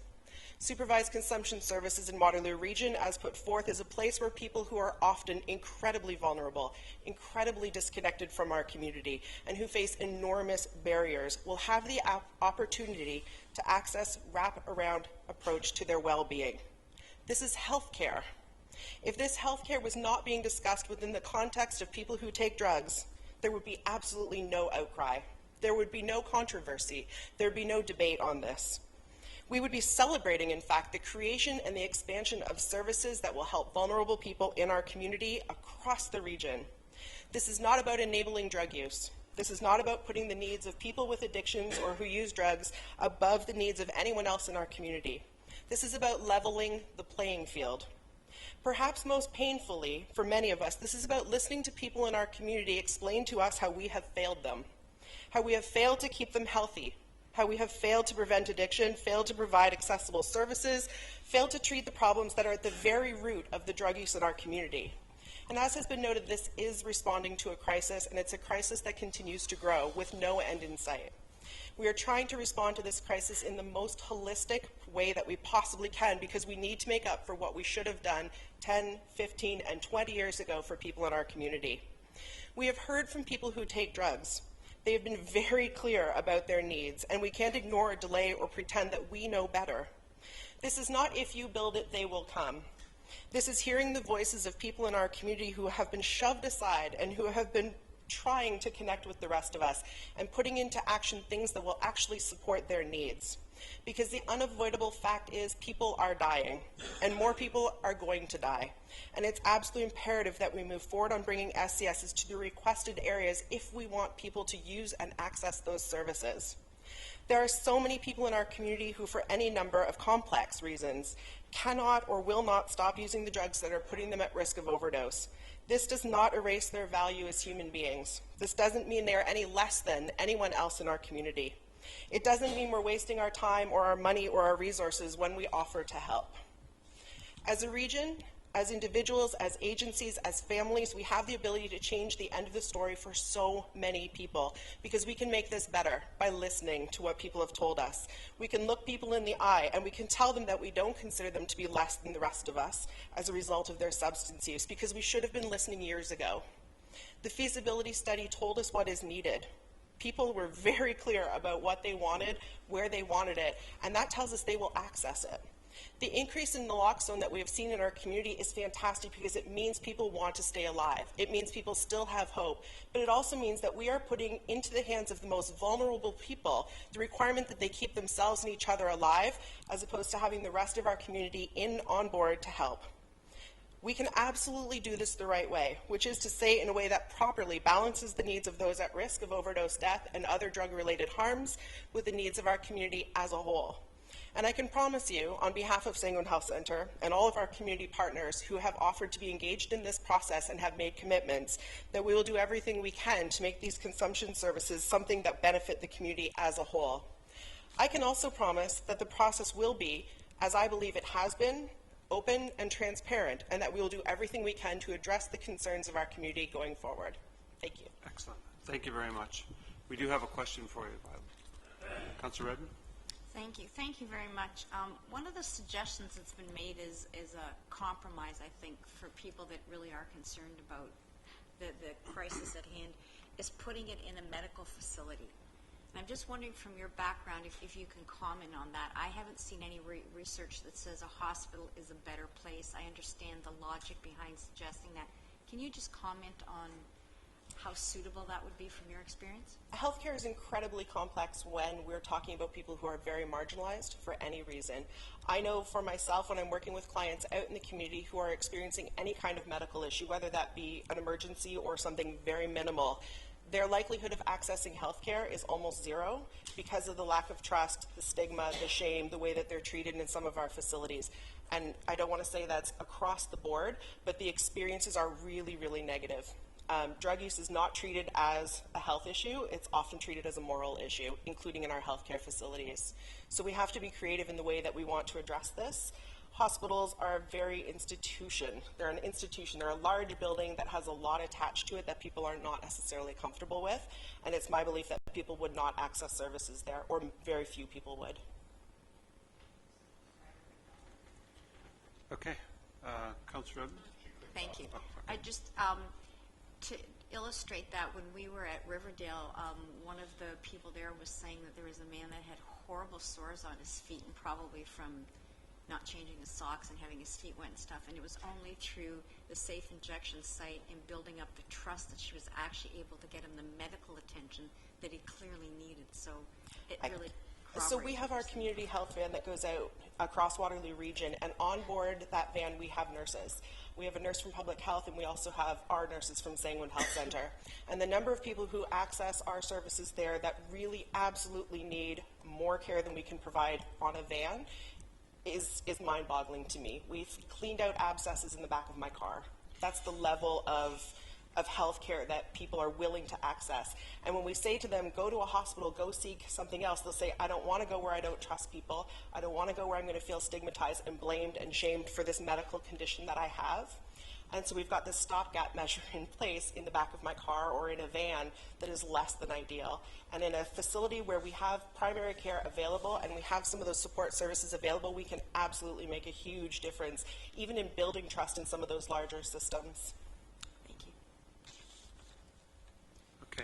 Okay, thank you very much. Really appreciate you coming in and sharing your story. Okay, the next delegation is John Laverne.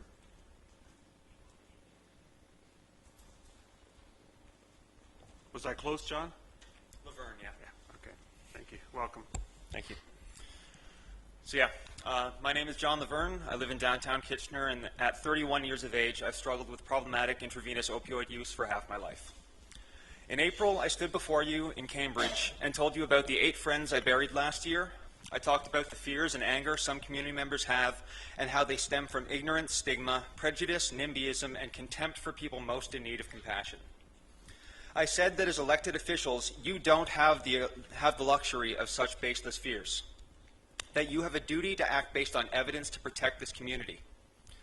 So I was overjoyed then that you voted to move forward and scout locations for provincial supervised consumption sites.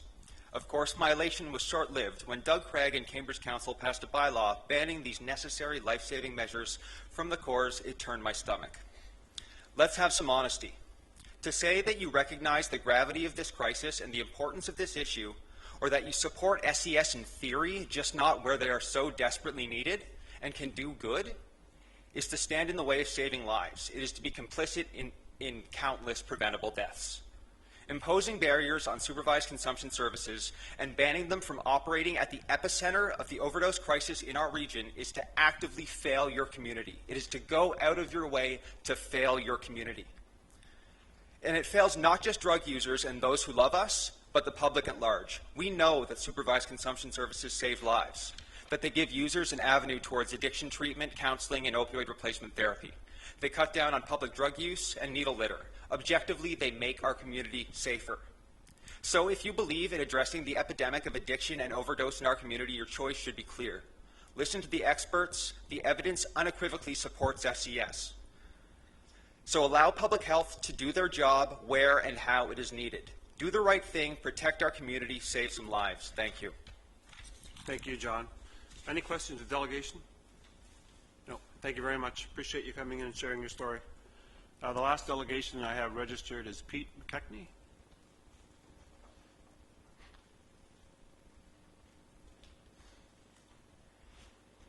Hi, Pete. Welcome. Thank you very much. Thank you, Chairman. Thank you, Council. My name is Pete McKechnie. I'm a social worker, social support coordinator with Sanguine Health Center.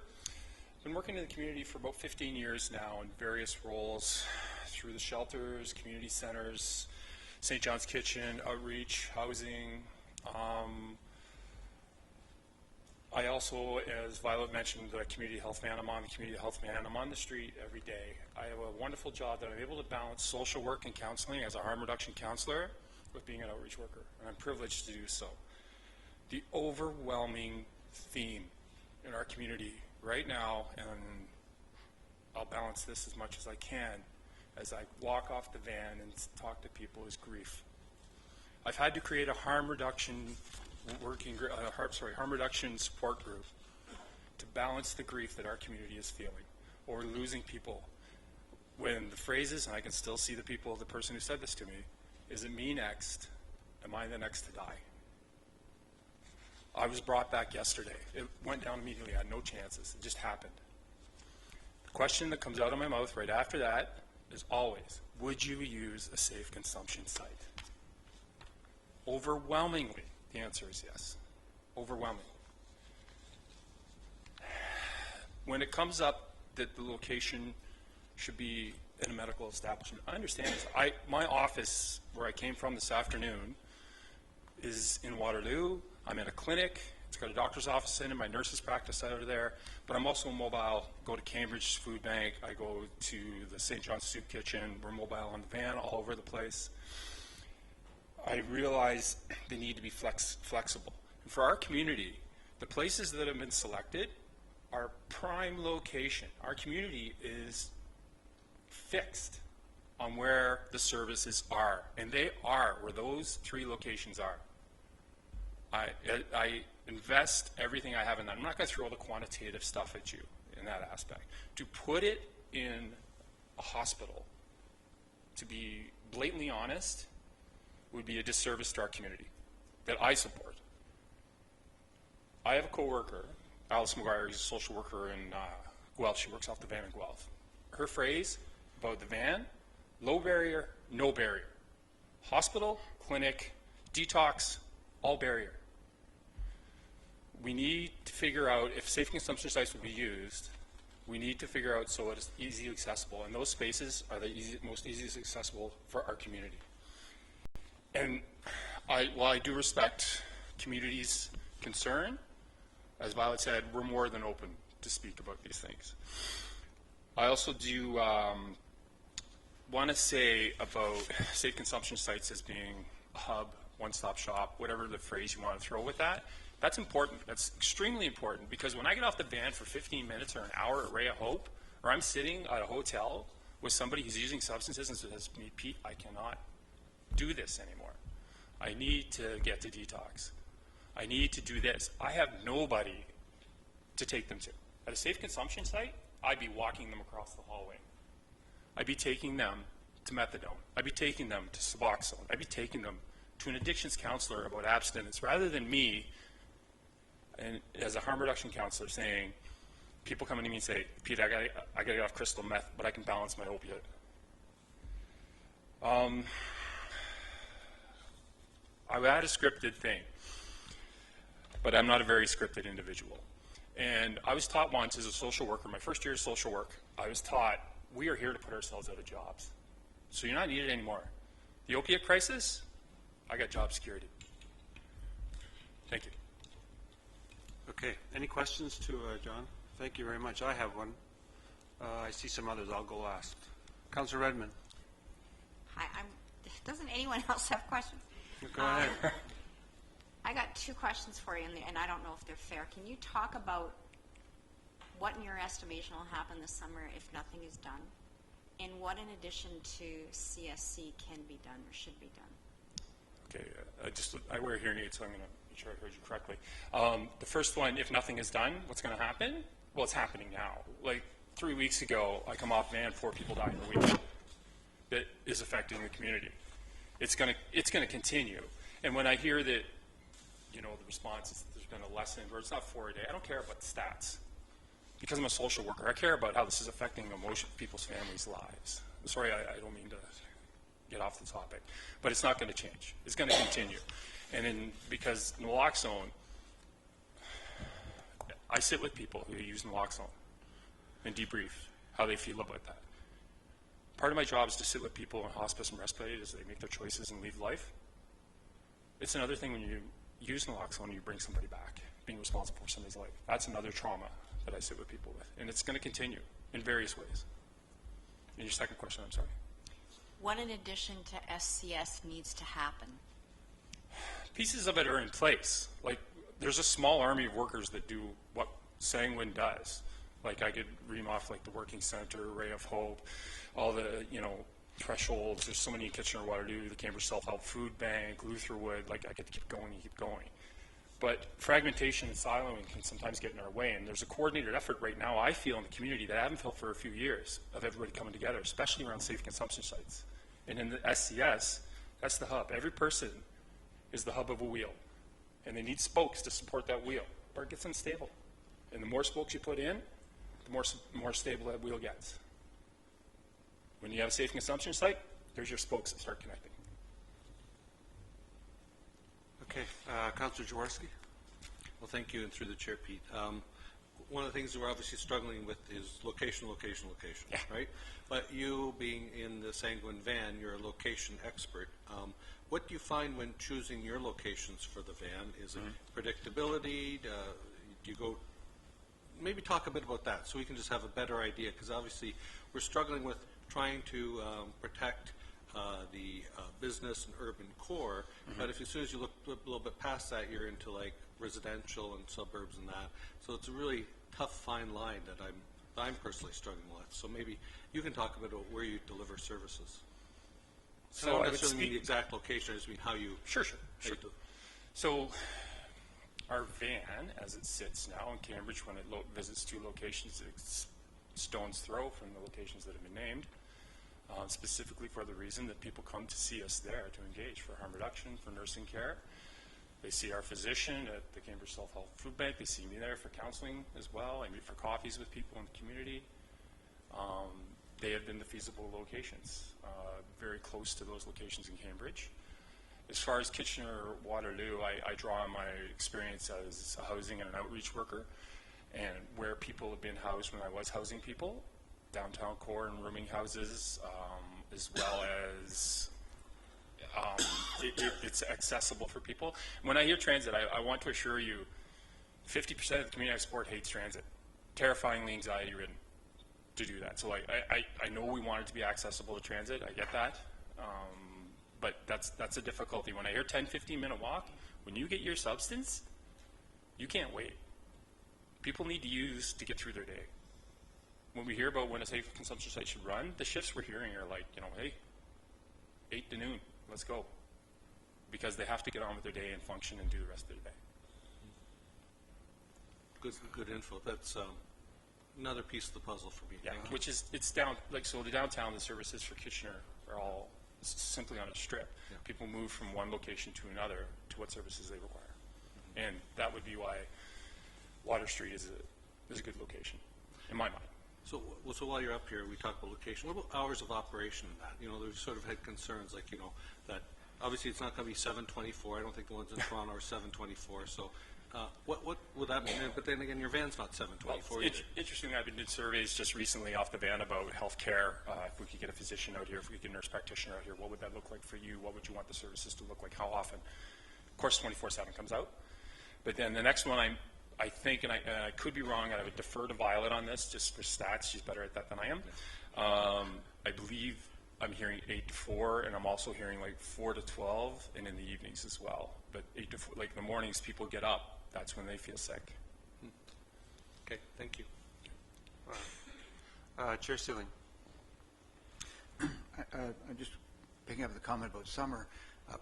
Regardless of what we do with this today, there won't be an SCS site up and running this summer anywhere because we have a few months process. But one of the other options out there is not for us, but there is the opportunity in the federal program for temporary sites. And I'm just wondering if, I know that Cambridge moved to block a temporary site in Cambridge, or blocking potential for temporary sites. But what about, have you looked at temporaries under the other permit?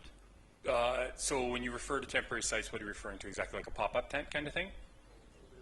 Overdose prevention site. So I can personally speak to that. I've investigated that and spoke with the police. Anybody using a substance in a public place it'll be strictly policed. It's been made very clear to me where that stands, and if we were to do that, where that would stand. It's not a bylaw permit thing, to be honest with you, because I think we could find a way to make that work. But from a policing standpoint and enforcement standpoint, I thought the federal government was permitting them.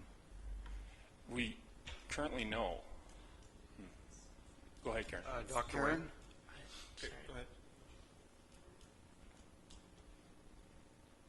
We'll get it, Karen. Just hold on.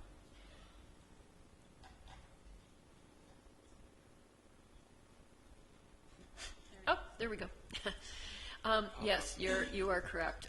Under the federal exemption law, the province of Ontario asked for the ability to grant temporary exemptions or for 6 months or 12 months, and they would fund overdose prevention sites for those short-term periods. Dr. Wayne? I just wanted to add that that is another aspect of the program that the previous provincial government put forward. So it's part of the same program. It would require provincial support. It would require provincial funding. And right now, the civil servants of the province are in a caretaker mode with respect to those decisions. Okay, thank you. Councillor Strickland. Not for the delegation, Mr. Chairman. I'd just like to move the main motion when appropriate. Okay. So Pete, I don't have any other speakers, but I do have a couple questions for you. Have you ever been to Riverdale in Toronto? No. No. Okay. So when I went there, I was quite impressed. We met with the people from the BIA and police, all of the kind of players. I was surprised at the number of volunteers there. I was surprised at the cleanliness. I was surprised that the outside there was nobody hanging out. They have a code of conduct. Early in the morning, volunteers go out to the regular places and look for needles. And so is that how you would envision, every time we talk about safe consumption sites or safe injection sites, people see these people shooting up and buying dope outside the door and laying around and throwing needles everywhere. So you're asking me how I envision it? How do you envision it? It's a community center, is what essentially it is. It's a space for people to go. Like, I'm going to be frank with you all. I know you all know where Ray Hope and St. John's Kitchen is, but parts of our community do not like to go to those locations. They need other choices, other spaces for what seen as their healthcare needs. And I see it very much as you similarly described it. I know Violet's been to those locations, and another coworker of mine has volunteered on those locations, and several other people. Absolutely. And it takes a community effort for that, like to talk to surrounding area, to talk to surrounding residential people when you open up something like this, because what creates fear is a distance, cognitive dissonance, to use the term, of what's going on. And then when you have contact with people and connection, whether it be the community at large or the community that we support, that'll lessen that and bring that community aspect in. So it's really, it would be a clinic. Yeah, well, 100%. Yeah. Yeah, I'm not going to speak for, well, I can speak for Sanguine Health Center and like providing what we do in healthcare, treating hepatitis C, and our nursing care, which Violet referred to out on the van. That would just continue, I'm assuming, in the location. We're 100% invested. Okay. Thank you very much. Thank you for coming in. Really appreciate it, Pete. Okay, that's all the delegations I have. Is there anybody else that wanted to address the committee? Okay, thank you. So, what is this? Oh. Also, I think all members of committee got an email from Jess Halliday. So I just want to make sure that if anybody has it, we can make sure you get it. Okay? Now, what do we have to do? Okay, Councillor Strickland? Yes, I'd like to move the main motion and speak to it, Mr. Chairman. Second. Okay. All right, thank you very much, Mr. Chairman, and thanks to everyone who's come in today and everyone who's participated in the process to date. Recognize the contentious nature of this issue. It is also a real stretch for our community, something that we've never done before, but based on the evidence provided by public health, to me, we have no option but to keep the process going. I understand what Chairman Seeling's attempting to do with the motion of deferral. He's trying to find a middle ground, and I respect that tremendously, but my concern with his motion is the word deferral. And I think that we need to keep this process going based on the public health emergency. Many of us have categorized this situation more than one time as an emergency, as a crisis. If we believe this to be an emergency or a crisis, I think deferring it, moving it down the road is not a legitimate option, even though there are some concerns. We need to address some more of the concerns of the public, of the community. We have a new government in place in Queen's Park, so there are some concerns that need to be addressed. So what I would propose is that we amend the original motion and add on to it and remain flexible to the potential option of an alternate site or sites to those contained in the report.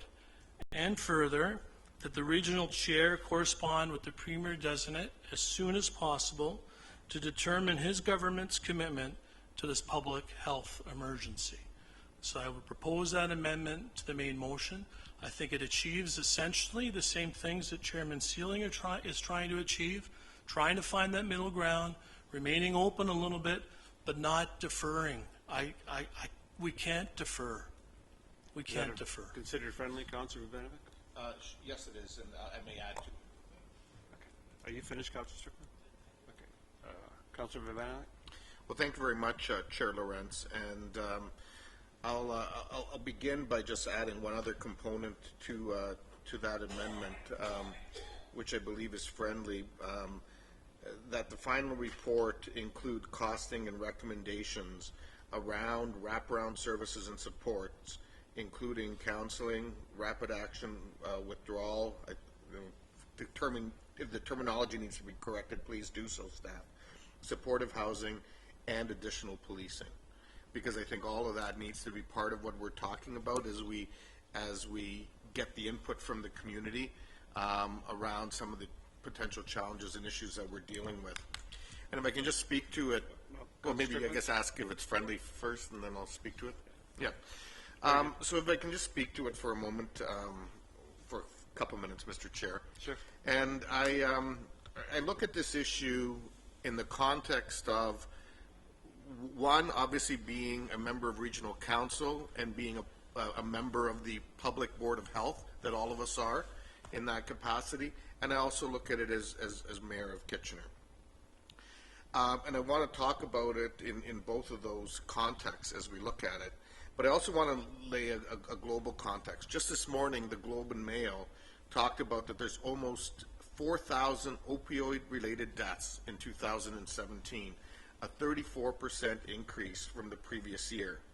More than 70% of those have been linked to fentanyl, whereas it was only 55% the previous year. And more than 90% of them were ruled unintentional. So if you take those same stats, that means out of the 85 people who died in 2017 in Waterloo Region, about 76 of those were unintentional deaths. And that's the reality that we're dealing with. And when we start comparing that to other deaths, according to the most recent numbers, and they're a couple years old from the region's website in terms of other deaths, that supersedes the number of people who have died in this region from breast cancer, from intentional self-harm, from influenza and pneumonia, from prostate cancer, from pancreatic cancer, liver cancer, the list goes on. And so I think it gives us a sense of the significance of this issue and the fact that as a public health authority and as a regional council, we need to deal with it. Now I need to be honest that as mayor of the city of Kitchener, I'm not thrilled about the situation that we're in, particularly because of the actions that were taken by Cambridge City Council.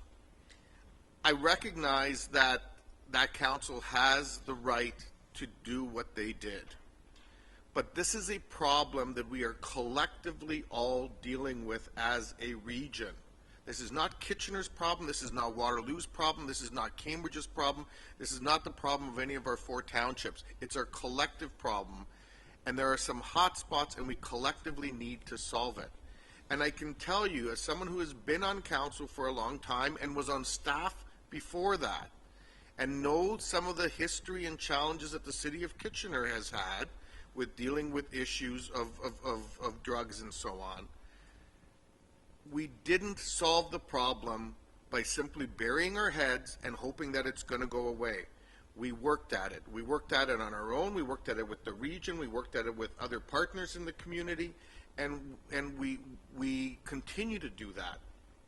And at the same time, we also revitalized our downtown and have continued to see progress in our community. And so I can't buy that the two are mutually exclusive. And in fact, if you want to tackle the challenges in Cambridge, I would argue that, quite frankly, part of that involves dealing with this issue. I can appreciate that this is a very challenging and emotional issue, because it's one that many of us are unfamiliar with, we can't relate to, and it's scary.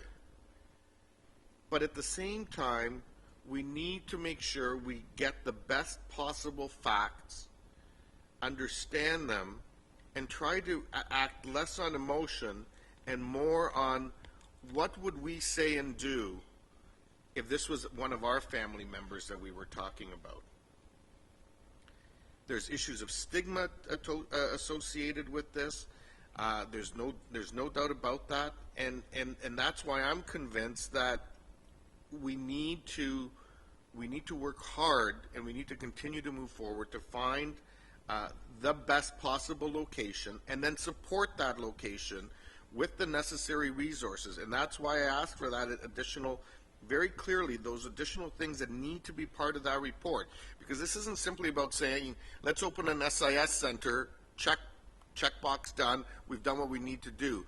This is really about ensuring that we're looking at this holistically and putting the resources in place.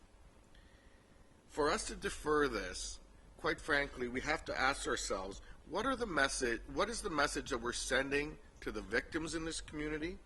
What is the message we're sending to Mr. Van Valkenburg and his staff and our fire and police personnel that continue to respond to these calls?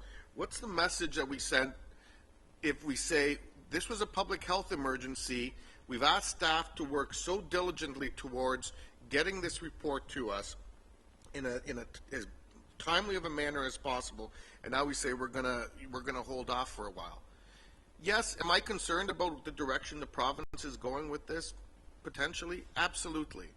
But quite frankly, I think we can get that information at the same time. And regardless of where the province goes with this, there are times when, as local governments, we have disagreed with the province. And maybe we won't on this, maybe we will. If we do end up having to disagree, we will advocate for the changes that are necessary, as we've advocated for other things. And so I think we need to continue with what we know is right for our citizens, what's right for our community, and make sure that we have the best possible care for all our citizens, and not just those that are dealing with challenges that we're all familiar with, but in fact those that are some of the most challenging ones that exist in our community as well.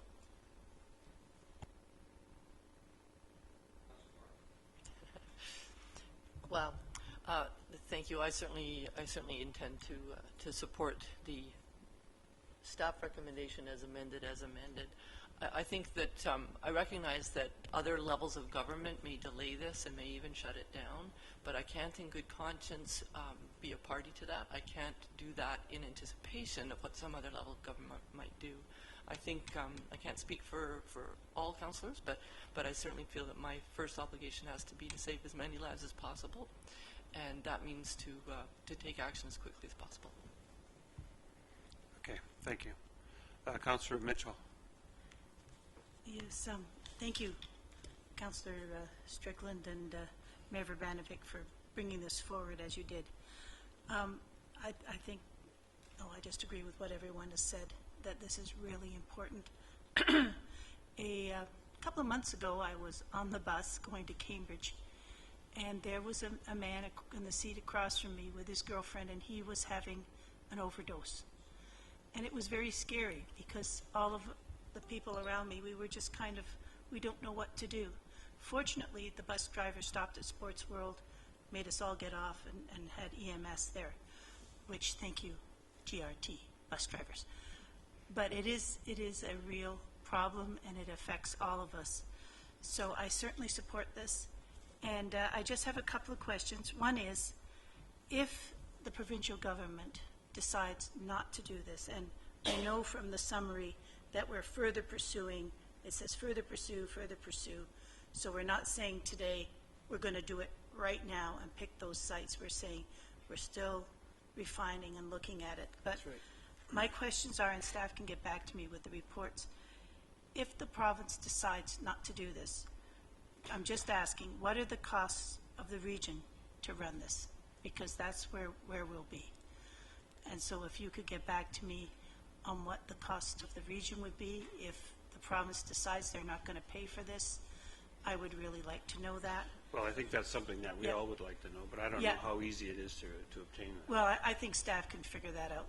I'm sure they can. Okay, just- The second question I have is, can we find out if the province won't send these support letters, or the province decides we're not going to have anything to do with this, will the federal government just step up and say, well, we can see that the province is not going to help people live, but we will, and perhaps we won't need that letter or permission from the province? So that's my second thing I would just like Mr. to Murray? ask. Yeah, I guess the short answer is yes, we'll look into all of those things and we'll include all of that when we report back. Okay, thank you very much. Okay. Councillor Schatz. Thank you. A couple of things. First thing I want to say that consultation is a bit of a two-edged sword. You know, if we consult too early, we don't have enough information, and then people make assumptions that everything's a done deal, and if we don't consult early enough, then we've already made decisions and it is a done deal. So I think one of the difficulties with having a lot of public consultation is actually getting people to buy into the process. And so I do have a question, and then a couple other things I'd like to say, and that's, could staff remind me about the process, because 2B is just part of the process, and I think there's a 3 and a 4, if I remember correctly. Couldn't find it. Step 1 was the feasibility study to determine need.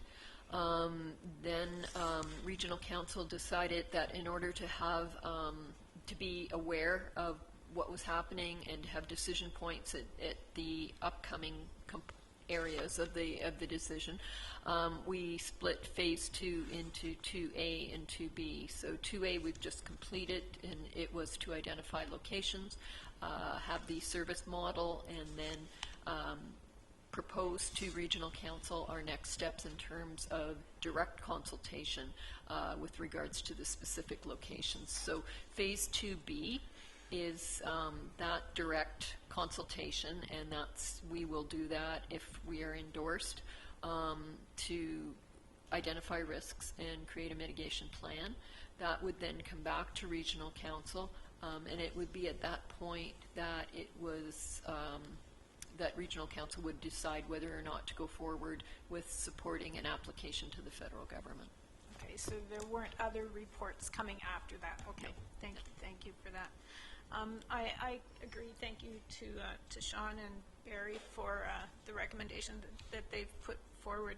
I mean, we've called this a crisis a number of times, and we're the Board of Health, and it is our responsibility to deal with it regardless of what a change of government might do. And so we are going to need a plan of some kind regardless of what the province does. And so I think it's important for us to keep moving ahead and to do the assessment. And I think other than that, Barry said it very well. So I guess that's about all I have to say. Okay. Councillor Kiefer. Thank you, Mr. Chairman. I've got a lot to say, I think. Okay, go ahead. This is the time. The first thing is that I was in favor of Chair Seeling's motion. I'm not sure that I think I heard Councillor Strickland say that he has, with his amendment, it would take in what Chair Seeling has suggested. I'm not sure if that's what I heard there. Is that what I heard? Well, in fact, we're trying to put it together so we can put it up on the screen so you'll be able to see it. But go ahead. Well, I was prepared here tonight to ask for a deferral, not to be based on deferral for the process, but deferral. Councillor Jowett and I felt that Councillor Craig needed to be here, so we were only going to defer it until next Wednesday. However, hearing Chair Seeling's motion, that would have taken that into consideration and wouldn't have to worry about it. But the continued engagement of Cambridge Council and staff is critical here. Regional staff have worked very hard to educate the public and come up with some site selections, but the Cambridge councillors feel that there needs to be other sites considered.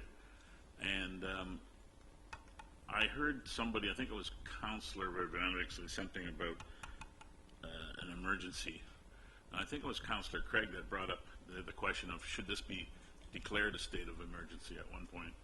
So I think that was on the mind of Councillor Craig. And I don't think this is a turf war here that we're dealing with. This is a critical health issue that we're dealing with. I think that I wanted to address another thing I saw in the media the other day on a Cambridge City Councillor commenting on the fact that he made a statement that the region wasn't listening before and they're not listening now. Well, I want to be definitely clear that that's not true at all. In the region of Waterloo, we have this opioid crisis like many other cities in Canada, and regional staff as well as council have been trying and working on possible solutions. There are very many moving parts, as we know, in this problem, and we're looking for some positive results. I'm looking to see, if we've got a premier that says, we're not going to fund this, I don't know what we're getting all worked up for, except that we don't have a solution, and that's enough to get worked up for. I think the other thing, if you knows me, Mr. Chairman, I wanted to add something that Chief Larkin shared with the police services the other day, which I think in terms of Cambridge will help immensely, and it's an operational plan to address the ongoing community concerns in Galt. Superintendent Hilton and team have pulled together an operational plan using existing resources to enhance visibility while addressing crime, public order in Galt and surrounding core area. Special Response Unit, Traffic Services Unit, in partnership with South Division, will execute the targeted plan and keep track of outcome. And he says we'll keep you posted. I think that's great news because I think that's the focus. I think Councillor Craig was asking for more police involvement, and I think the police involvement is going to be focused. So I think that's going to help as well. But getting back to the original motion, I'm not sure at this point if I want to support it or not, but I'll listen to Chair Sealing if he's in support of what has been added or amended. Okay. Thank you. Thank you. Chair Sealing? Well, I don't want to cut off debate on the main motion, because the motion to defer will. So if somebody else hasn't spoken on the main motion first, is there anybody else to speak on that one, on the main motion? Perfect. Okay. Well, yeah, I have four more speakers here. Okay. Maybe you should take them first. I will. Thank you. Councillor Redmond? Thank you, Chair Lawrence. I really do think that there's been a lot of hard work on the part of staff trying to educate all of us as councillors, and I really do appreciate how much knowledge they've afforded us. And I think part of that was the reality that anybody from the community could actually go and seek permission from the province or the federal government to open an SIS. And I think that was part of the motivation when Mayor Craig put the bylaw in Cambridge. And my understanding was at the very end of it, he said, but we are flexible. So I don't look at that as necessarily a forever hard stop. I would have a great deal of concern if we actually were going to wait till March to make some decision, because I feel this is a crisis. I also haven't heard anybody today, and very few voices in the public consultation, that didn't have empathy and sympathy for the people who are suffering in this crisis. And I don't think anybody's out to vilify anybody. So I take under sincere consideration the people that are worried about their property value, the people that are worried about their quality of life and proximity, because it is a great unknown. But as Barry's pointed out, Kitchener's dealt with this for years, and we've come through that with a really thriving downtown. I guess one of the things that sort of concerned me a little bit today with some of the delegations speaking is they talked about Cambridge councillors. Well, we have 3 regional councillors from Cambridge who've worked very, very hard to try to reflect the concerns of that city, their community, their citizens, and work forward with it, and I commend them for it. I think Councillors Jowett, Kiefer, and Craig have been very open with all of us about it. I'm looking forward to hearing this new motion because there was a whole lot of fast talking. I believe I can support it because what I was hearing was it basically did what Chair Sealing was trying to do, but it doesn't stop the process. And my sense is that we cannot, as a community, afford to stop this process. So I look really forward to hearing the oh, there it is. And also to hear Chair Sealing's comments. Thank you. Okay, thank you very much. Councillor Jaworski? Thank you to the through the chair. I think that safe injection sites is not something anybody wants, but neither do we want injectable drugs, carfentanil, or anything like that. So I think we need to keep the process moving. We need to move forward. We need to move this forward in parallel. Our real only tool in the toolbox right now for this crisis, which we're calling it, is safe consumption sites. So we need to move forward on the premise that the federal and provincial government will be supportive of these. If there's better locations that come into play, that's great, that's fantastic. But as we've heard before, potentially we're going to declare a state of emergency if we could. And in a state of emergency, you do things and you do things quickly. And to keep on waiting for our next meeting, perhaps in August, just simply wouldn't be appropriate. We're either a week away, a month away, or maybe a year away from a bad batch laced with carfentanil, and that's not something any one of us want to deal with. Okay, Councillor Jawad. So just quickly, because looks like this whole crisis has been a lot of moving parts, and even this meeting has been a lot of moving parts. I want to make sure that everybody hears loud and clear Carl's iteration of the operational plan in Cambridge. We're very, very happy, and we know that this region supported us in that endeavor, so we're very, very pleased with that. I do think that it's been a good listening opportunity for all of us to try and understand the different nuances of our community. And I just want to make sure that the motion is very, very loud and clear that we have the opportunity to provide other sites. And I also would like to know that staff are going to work with Dan Clements and his group, because they've done a lot of legwork already, which was the reason I asked for the addresses, because I think it's critical to give the supports to people who are championing. We get more work done in this community from our champions than any government. And so I'd like to see us really support Dan's initiatives in those addresses if we could. That's it for now. Well, we're running out of time, so. Councillor Galloway. Thank you, Mr. Chairman. I don't want to repeat a lot of what was said. I do like the motion as it's been crafted, particularly in respect to allowing for additional sites to be considered if, in fact, the prescribed sites don't work out for whatever reason, and new sites can be considered, or possibly sites that have already been considered can be reconsidered. I also want to say that as chair of the Police Services Board, the police will be there to support the decision, the needs of the community, the needs of a particular area, that if it's required. And just as Superintendent Hilton in Cambridge has put together an operational plan for Cambridge to deal with specific issues that are plaguing parts of that community, so too will it occur elsewhere if needed. I think that's fairly safe to say that the board would be supporting that through the chief, who of course has operational responsibility. What I wanted to say that might be a little different, although Councillor Schantz touched on it, is that this decision we're making today or down the road, there's more decisions along this particular path, is we're doing really as the Board of Health. And I think it needs to be stated to people who may not understand the difference between Council and the Board of Health.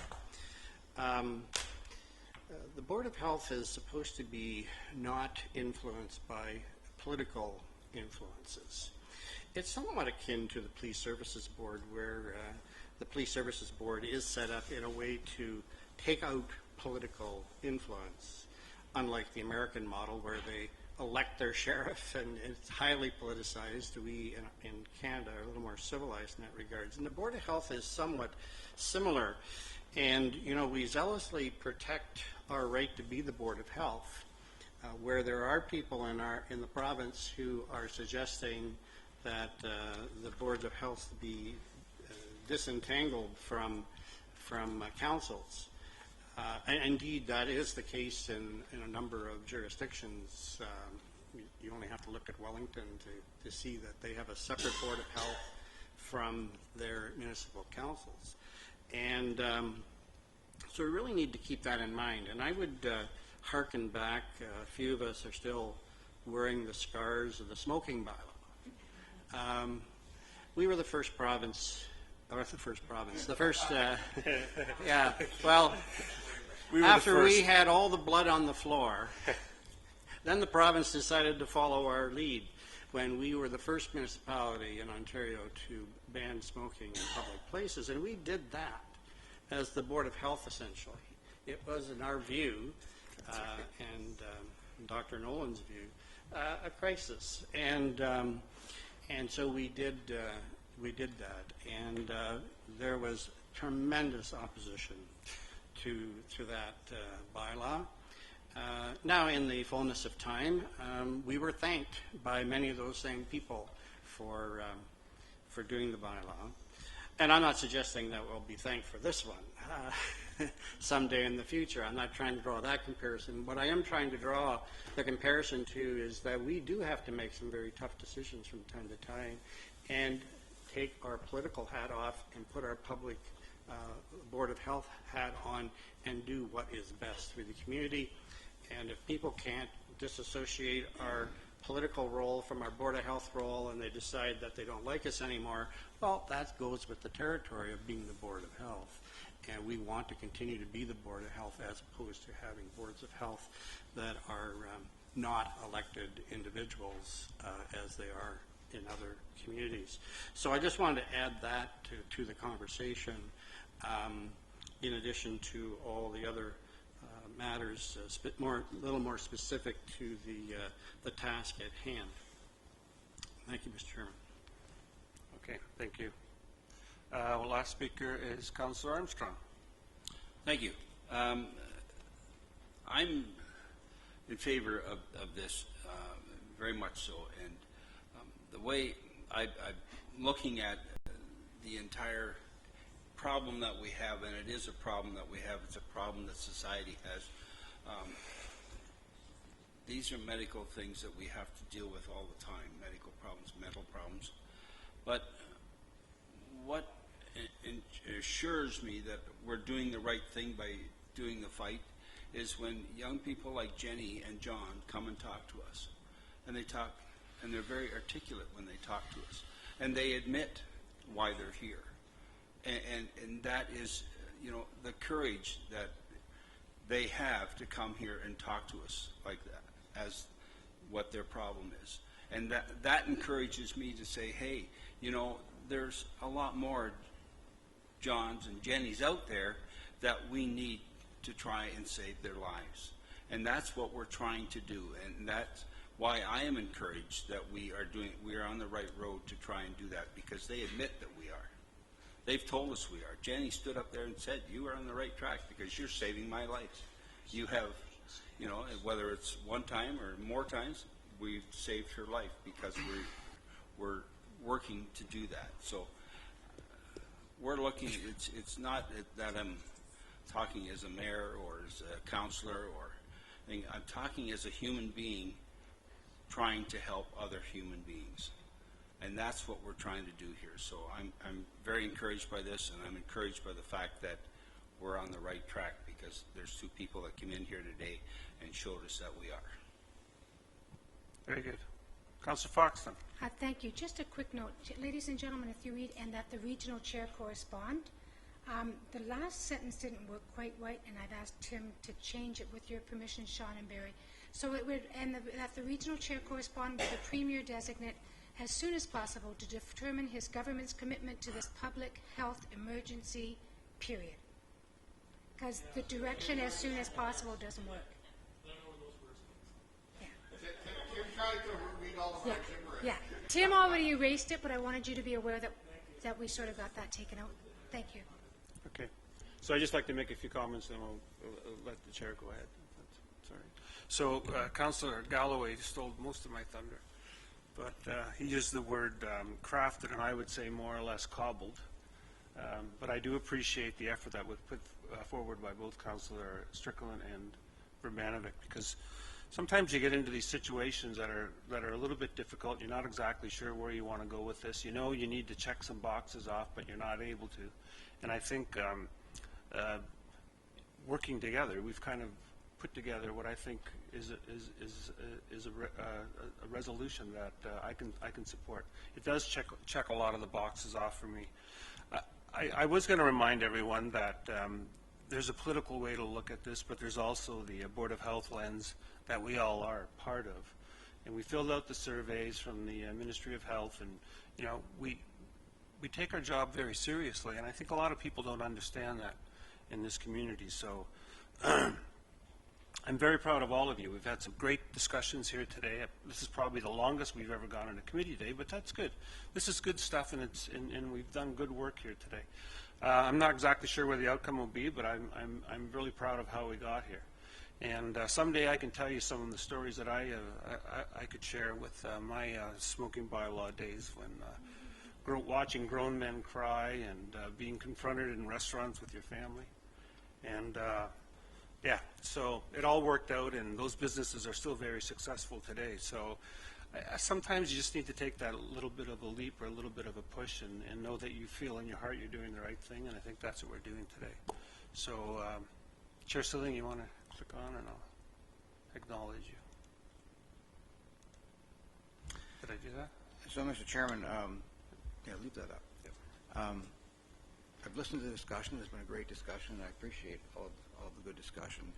My effort at the beginning of the meeting really was to try and keep us moving together as a group down this path. My assumption was that if the province supported it, we would be there. I just wanted to make sure that we were there, we knew how we were going to be there together, and hopefully we could bring the entire community with us, as opposed to having this sort of warfare, potential warfare going on sites. And that was my intention in suggesting a deferral.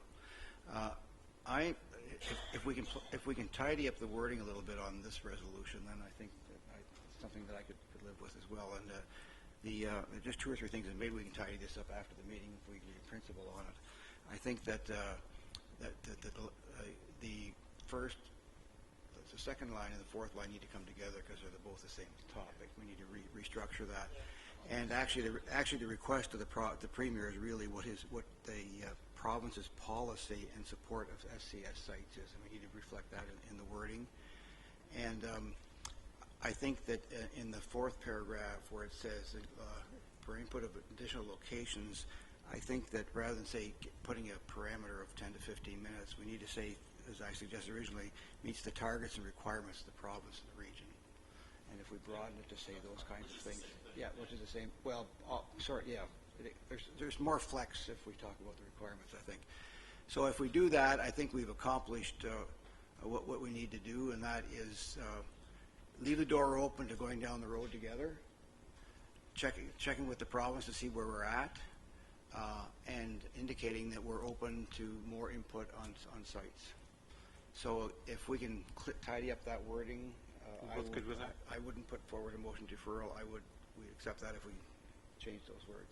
And I do as well. I mean, the only point I was trying to make with the 10 to 15 was so that people understood that, you know, putting one out in the box with subdivision example is not an option, right? Yeah.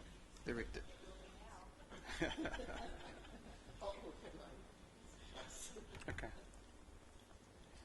Okay, put me back. Yeah. I think someone else wanted this. I couldn't see the screen, so okay, that's good. All right, so we will call the question. All in favor then? Opposed? See none opposed. That's carried unanimously. Very good. Thank you. So both of you still, would you like to move 6.8, which is just ratifying it by the Board of Health? Moved by Councillor Vanovic, second by Councillor Redmond. All in favor? Opposed? That's carried. Okay, let's start all over. Oh, okay. All right. Sure. And let's just deal with the last one from Health, and that's the recommendation for a community paradigm program in Waterloo Region. Someone prepared to move that? Moved by Councillor Kiefer, seconded by Councillor Fox. And any discussion on that? None? All in favor then? Opposed? That's carried. Okay. So consent agenda. Anything requested to be removed from the consent agenda? No. Motion to approve items are received for information. Moved by Councillor Galloway, second by Councillor Armstrong. All in favor? Opposed? That's carried. Mr. Bartholomew Saunders tells me that there are none of the housing reports staff would like to speak to, so if anybody has any questions, we can deal with those, or Councillor Foxton? Do you want to deal with each one separately, or you have questions? 6.2, and what's your question? One is thank you very much for the funding for Kirkwood, but they asked me to ask, is development charges are being waived for the 10 units that the Region's building, and because the other 14 houses are below market value, is there any way development charges are considered for the other 14? Deb? We have an existing policy right now around what the RDC grants cover, and so we'll be reviewing that to see if it does cover other units. So the one idea is that they're offering to build some units that are below market.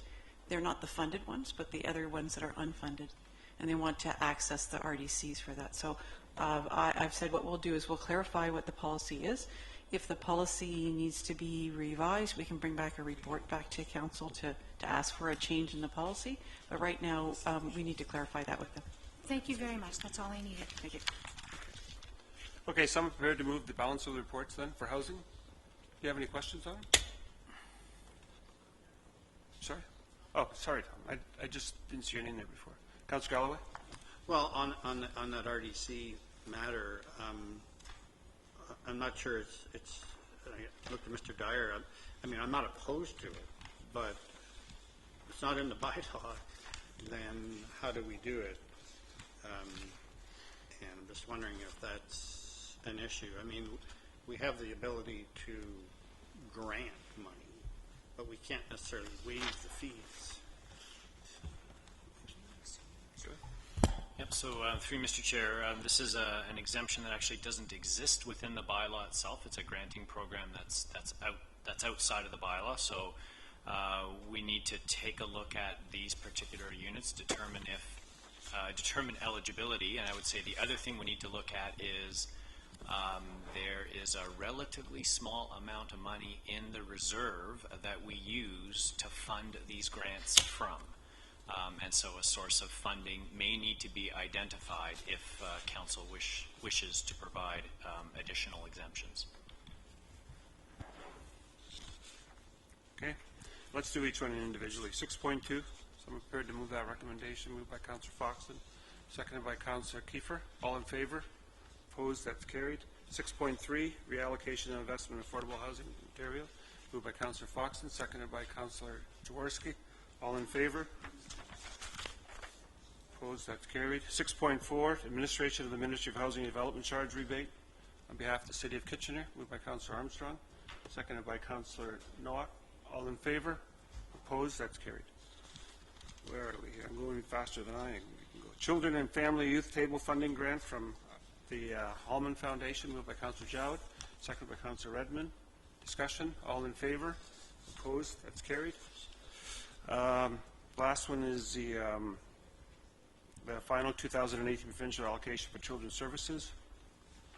Councillor Jowett, seconded by Councillor Shantz. Discussion. Seeing none, all in favor? Opposed? That's carried. Did we miss anything? I think that was it. The information and correspondence? No. Council inquiries. I wanted to yes, we did it when they were still here, when Dr. Wang was here. The council inquiries are behind Dr. Wang and Mr. Bartholomew Saunders. Could we take a look at those and see if we can get some answers back on that? They're all past the dates that they said we would have some information on. Anything else? Other business? No? Next meeting, that's October 14th? August 14th. Motion to adjourn. Moved by Councillor Kiefer, second by Councillor Foxton. All in favor? Opposed? That's carried. Thank you very much, and thanks again to our health staff for the great job you guys did. Amazing. Keep it up. We got a long way to go yet. There's economic development. Economic development.